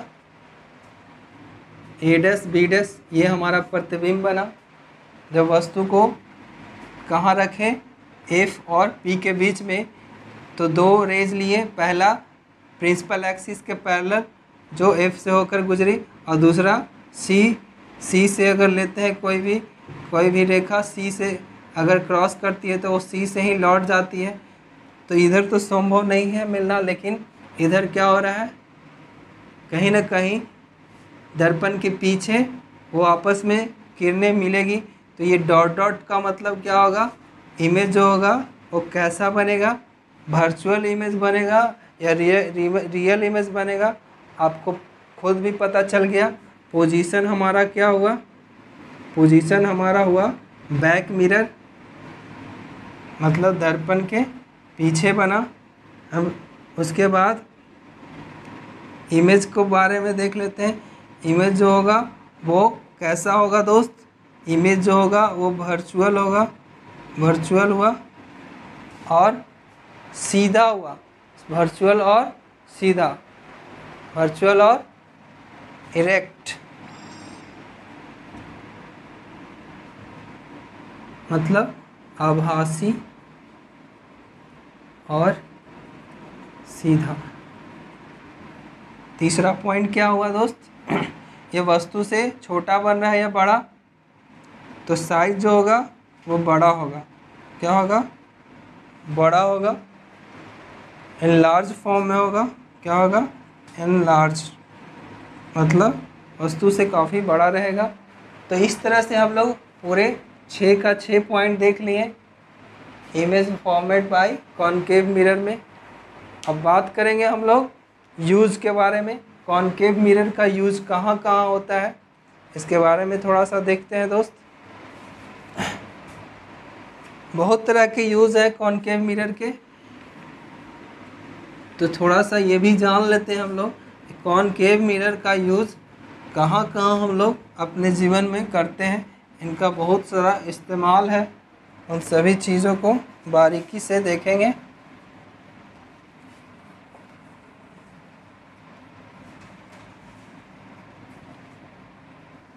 तो दोस्तों देखिए यहाँ पे कॉनकेव मिरर का शॉर्ट समरी, जिसमें स्थिति, पोजीशन और वस्तु का साइज और कहाँ बन रहा है वो पूरा यहाँ आपका शॉर्ट में हिंदी में समरी दे दी है। तो अब दोस्तों चलते हैं uses of concave mirror. Concave mirror का यूज़ देखते हैं। कॉनकेव मिरर का यूज़ कहाँ होता है?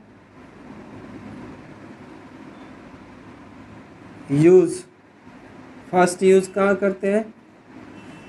फर्स्ट यूज़ दोस्त जैसे हम लोग दाढ़ी बनाने में इस्तेमाल करते हैं।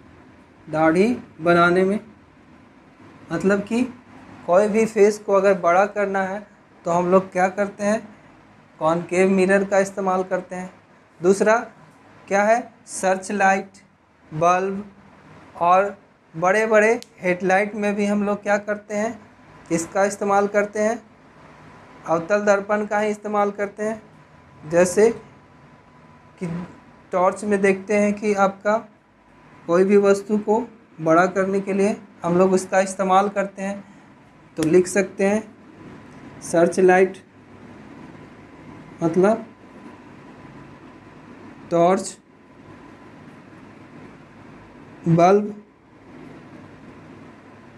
ये सब चीज़ों में हम किसका इस्तेमाल करते हैं दोस्त? कॉनकेव मिरर का। तीसरा पॉइंट देखते हैं। तीसरा पॉइंट आपका भट्ठी में, वात्या भट्ठी होता है एक, जिसको हम कहते हैं सौर भट्ठी। सौर भट्ठी जिसको बोलते हैं फाइनेंस, वहाँ पर भी किसका इस्तेमाल होता है? कॉनकेव मिरर का। और सबसे ज़्यादा इस्तेमाल कहाँ होता है दोस्त? एक मेन पॉइंट आपका छूट गया, वो चौथा सबसे ज़्यादा इस्तेमाल डेंटिस्ट लोग करते हैं। डेंटिस्ट लोग कहाँ करते हैं? डॉक्टर लोग दांतों को बड़ा करके उसमें से रोगियों को ठीक करने के लिए कॉनकेव मिरर का ही इस्तेमाल करते हैं। तो ये हमारा कुल मिला के बहुत सारे कॉनकेव मिरर का यूज़ है। अब बात करेंगे हम लोग कॉन्वेक्स मिरर में। तो देखिए दोस्तों, अब चलते हैं कॉन्वेक्स मिरर में।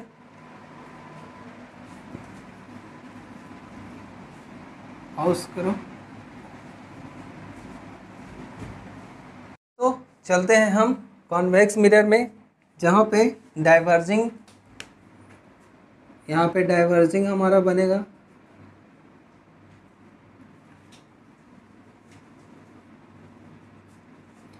ये अंदर की ओर कलई किया हुआ है कैसा मिरर है दोस्तों?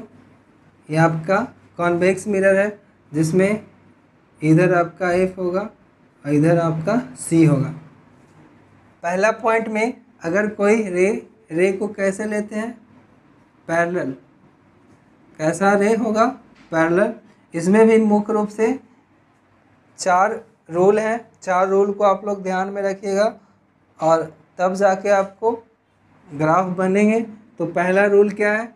अगर कोई रे को पैरेलल लेंगे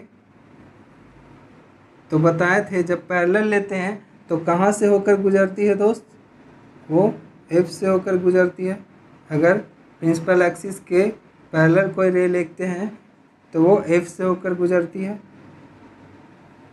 अब ये हमारा रिफ्लेक्ट होकर इधर आई। ये मेरा फर्स्ट था। सेकंड देखते हैं। अगर कोई रे को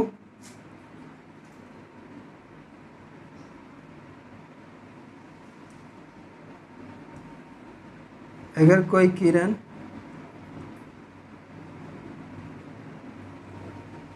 कैसा हो दोस्त? ये हमारा एफ है, ये हमारा सी है। अगर कोई रे एफ से होकर गुजरेगी, कैसे दोस्त? एफ से होकर गुजरेगी तो दर्पण से टकराने के बाद क्या होगा?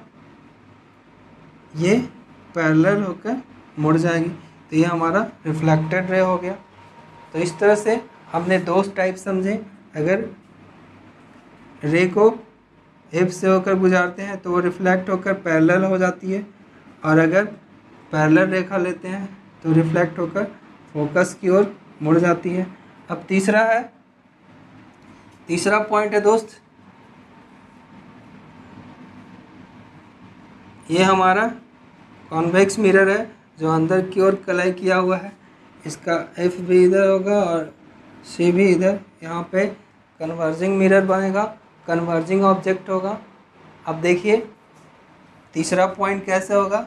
अगर कोई वस्तु को हम अगर कोई रे को सी से गुजारते हैं, कैसे, सी से, यहाँ पे मेरा सी है, तो वो रिफ्लेक्ट होकर पुनः सी की ओर ही लौट आएगा। ये हमारा थर्ड रूल हुआ। और फोर्थ रूल क्या है दोस्त, चलो फोर्थ रूल भी जान लेते हैं। सारा कॉनकेव मिरर के जैसा ही है, कोई अंतर नहीं है, बशर्ते इसमें एफ और पी, एफ और सी क्या है, कहाँ है दोस्त, एफ और सी है अंदर की ओर और अंदर की ओर कलाई किया हुआ है। तो जब हम कोई किरण पी से लेते हैं तो यहाँ पे आई इक्वल टू आर, उतना ही कोण मिलकर इक्वल एंगल बनाकर रिफ्लेक्ट हो जाती है। तो ये हमारा मुख्य रूप से 4 कंडीशन हुआ। अब हम बात करेंगे डायग्राम की कॉन्वेक्स मिरर में। तो डायग्राम देखते हैं दोस्त कि कहाँ वस्तु रखेंगे तो कैसा साइज का किस स्थिति में बनेगी, पोजीशन और साइज वगैरह देखते हैं।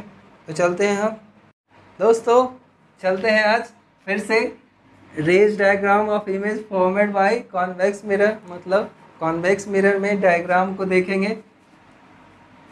पहला डायग्राम होगा when object is placed at infinity, मतलब अगर वस्तु कहाँ हो, वस्तु अनंत पे हो, कहाँ हो, अनंत पे, तो किस तरह का पिक्चर बनेगा, डायग्राम बनेगा, उसको देखेंगे। दूसरा पॉइंट समझाएंगे पी एंड इन्फिनिटी, जब वस्तु कहाँ हो, पी और अनंत के बीच होगा, तब प्रतिबिंब कैसा बनेगा, इमेज कैसे बनेगा। ये दोनों पार्ट को हम लोग देख लेते हैं। उसके बाद कॉन्वेक्स में मिरर का यूज़ देखेंगे और कॉन्वेक्स मिरर ख़त्म होगा। तो दोस्तों चलते हैं हम अपने डायग्राम पे। तो चलते हैं दोस्त, when object is placed at infinity, वस्तु कहाँ होगी, वस्तु कंडीशन नंबर फर्स्ट, वस्तु इंफिनिटी पे हुए, अनंत पर। डायग्राम देखते हैं। ये मेरा कॉन्वेक्स मिरर है, इसका यहाँ पे पोल हो गया, ये क्या है हमारा एफ और ये क्या है हमारा सी। अब क्या करेंगे, जब वस्तु को इन्फिनिटी पे लेते हैं, इन्फिनिटी पे, तो होता क्या है कि पहला जो रे लेंगे वो मुख्य एक्सिस के, मतलब प्रिंसिपल एक्सिस के पैरेलल होगा। तो कहाँ से गुजरेगी, एफ से, सॉरी डॉट डॉट से दर्शाएंगे। क्यों दर्शाएंगे डॉट डॉट से, क्योंकि ये दर्पण के पीछे बन रहा है। अब दूसरा लाइन भी लेंगे, वो भी मुख्य प्रिंसिपल एक्सिस के पैरेलल लेंगे, तो ये भी कहाँ से गुजरेगी, एफ से ही गुजरेगी। अब जितना भी लाइन लो कहाँ से गुजरेगी, एफ से ही गुजरेगी। तो यहाँ पे वस्तु का प्रतिबिंब कहाँ बन रहा है, एफ पर। इससे यह डिसाइड होता है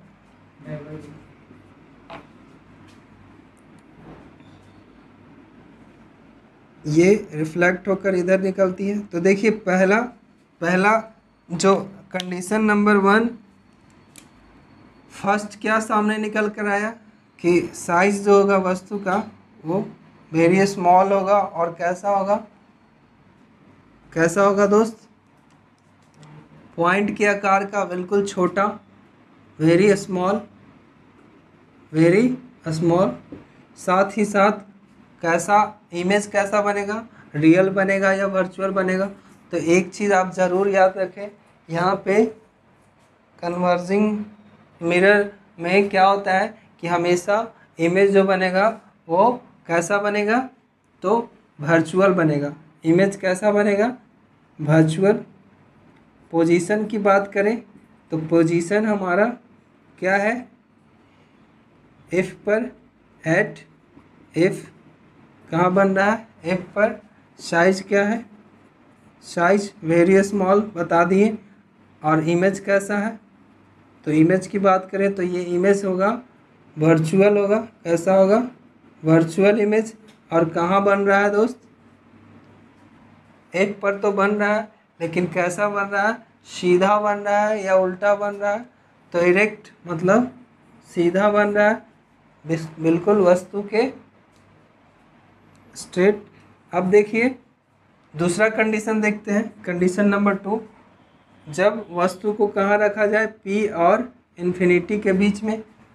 तो देखिए लास्ट कंडीशन हम देख लेते हैं जल्दी से, वेरी फास्ट। ये P है, ये F है और ये हमारा C है। हमारा वस्तु कहाँ है, इन्फिनिटी और P के बीच में। तो ये मेरा P है और यहाँ पे मान लीजिए इन्फिनिटी है। यहीं पर कोई वस्तु को हम लोग रख दिए जिसका नाम दे दिए AB। अब क्या करेंगे, एक लाइन जो लेंगे वो पैरेलल लेंगे, प्रिंसिपल एक्सिस के पैरेलल लेते हैं। तो ये कहाँ से होकर गुजरेगी, F से, डॉट डॉट से दर्शाएंगे। ठीक है दोस्त। और दूसरा लाइन कहाँ से लेंगे, दूसरा लाइन हम लोग लेते हैं, दूसरा लाइन सेंटर से लेंगे, सेंटर से।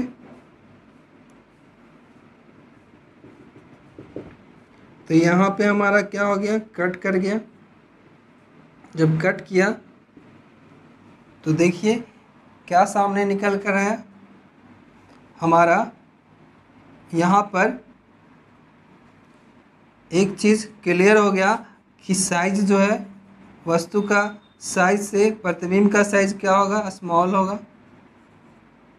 दूसरा पोजीशन क्या है, पोजीशन हमारा जो P और F के बीच में है, वस्तु कहाँ है, between P and F। And एक और चीज़ क्या है, यहाँ पे इमेज कैसा बन रहा है, इमेज जो बन रहा है वो वर्चुअल बन रहा है। क्या बन रहा है, वर्चुअल। और वस्तु से छोटा बन रहा है, डायरेक्ट बन रहा है, सीधा। कैसा बन रहा है दोस्त, सीधा। तो ये हमारा 2 कंडीशन थे कॉन्वेक्स मिरर में, आप लोग समझ गए होंगे। अब चार्जेस ऑफ कॉन्वेक्स मिरर देखते हैं हम लोग।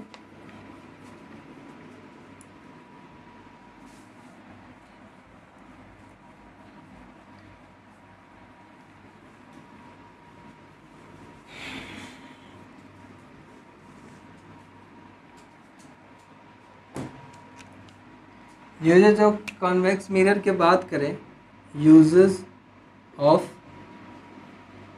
कॉन्वेक्स मिरर सबसे ज़्यादा यूज़ कहाँ होता है, साइड मिरर में। साइड मिरर में कहने का अर्थ है, आप यहाँ पे देख सकते हैं आपका टोटली आपका यूज दिया हुआ है। पहला जो है वो पीछे देखने के लिए जितने भी वाहन हैं, बाइक है, 4 व्हीलर है, 2 व्हीलर है, ये सारे में पीछे देखने के लिए साइड मिरर लगा होता है, जिसको छोटा करके हमें प्रतिबिंब दिखाता है ताकि हम पीछे आ रहे वाहनों को देख सकें। साथ ही साथ एक जगह और आप दुकानों में भी सिक्योरिटी मिरर के रूप में इस्तेमाल कर सकते हैं। किसी भी व्यक्ति को छोटा करके उसका प्रतिबिंब देख सकते हैं। साथ ही साथ ट्रैफिक में इसका ज़्यादा यूज़ होता है, वाहनों को देखने के लिए। बहुत सारे वाहन चारों दिशाओं से आते हैं तो उसको भी हम लोग देख सकते हैं छोटा करके। तो इस तरह से क्या होता है कि हम लोग कॉन्वेक्स मिरर का अपने दैनिक जीवन में इस्तेमाल करते हैं।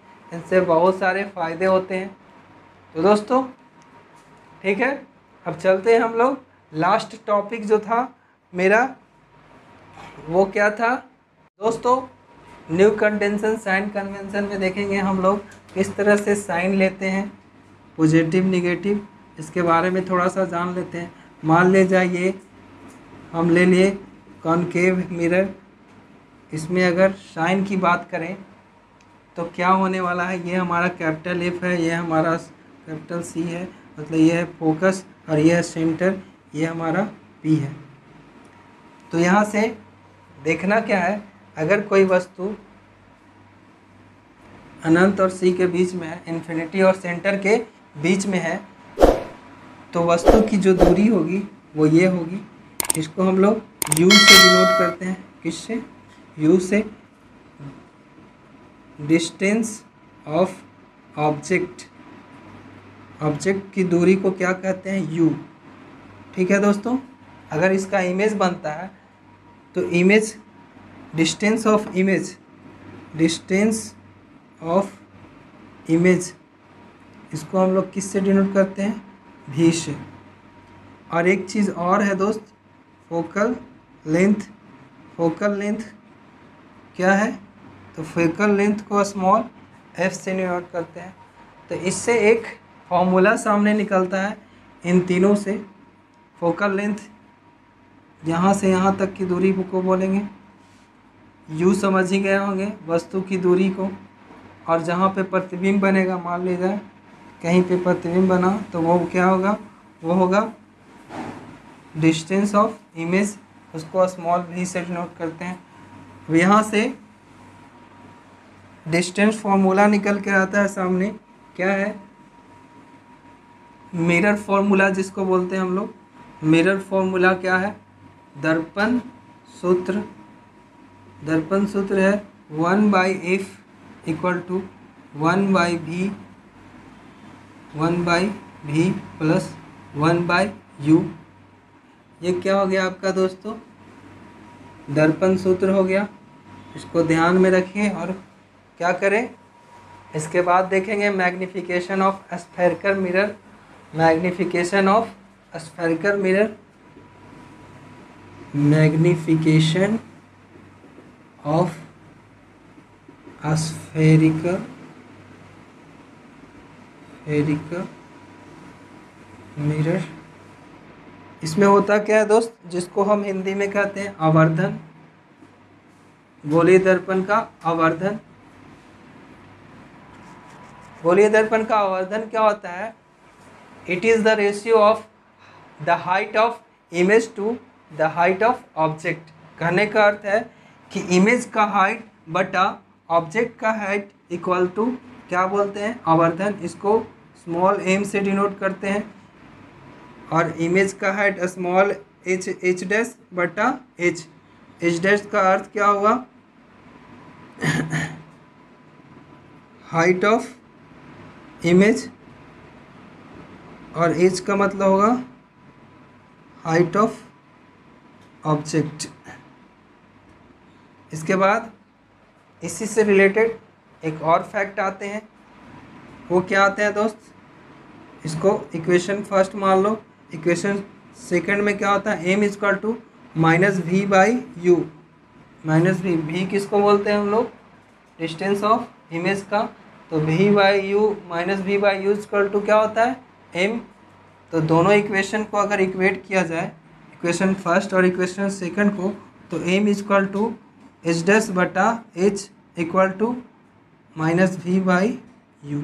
ये आपका फॉर्मूला नंबर 2, मैग्निफिकेशन। तो इस तरह से हम लोग आज का जो लाइट प्रकाश का जो चैप्टर है वो पूरी तरह से फिनिश हो गया। और इस पर हम प्रॉब्लम क्लास में डिस्कस करेंगे। डिस्टेंस दर्पण सूत्र को प्रूफ करेंगे और आवर्धन को भी। तो इस तरह से आपने आज लाइट के बारे में बहुत कुछ जाना। दोस्तों, आज का ये हमारा वीडियो कैसा लगा कमेंट बॉक्स में ज़रूर बताएं। साथ ही साथ आपको इससे रिलेटेड कुछ नए लिंक के लिए हमारे नीचे के डिस्क्रिप्शन में जाइए, जहाँ पे मेरा फेसबुक पेज, इंस्टाग्राम, ट्विटर और भी बहुत सारे व्हाट्सएप ग्रुप का साथ आप हमारे ग्रुप में ज्वाइन हो जाइए ताकि आपको बहुत सारे अपडेट मिलते रहे। हमारा आपका प्रॉब्लम का वहाँ सॉल्यूशन बिल्कुल फ्री में दिया जाएगा। तो दोस्तों, वीडियो देखने के लिए थैंक्स फॉर वाचिंग। मिलते हैं अगले वीडियो में। अगर वीडियो अच्छी लगी तो ज़रूर बताइएगा ताकि हम अगला वीडियो और भी स्पेशल आपके लिए ला सकें। थैंक यू दोस्त, नमस्कार।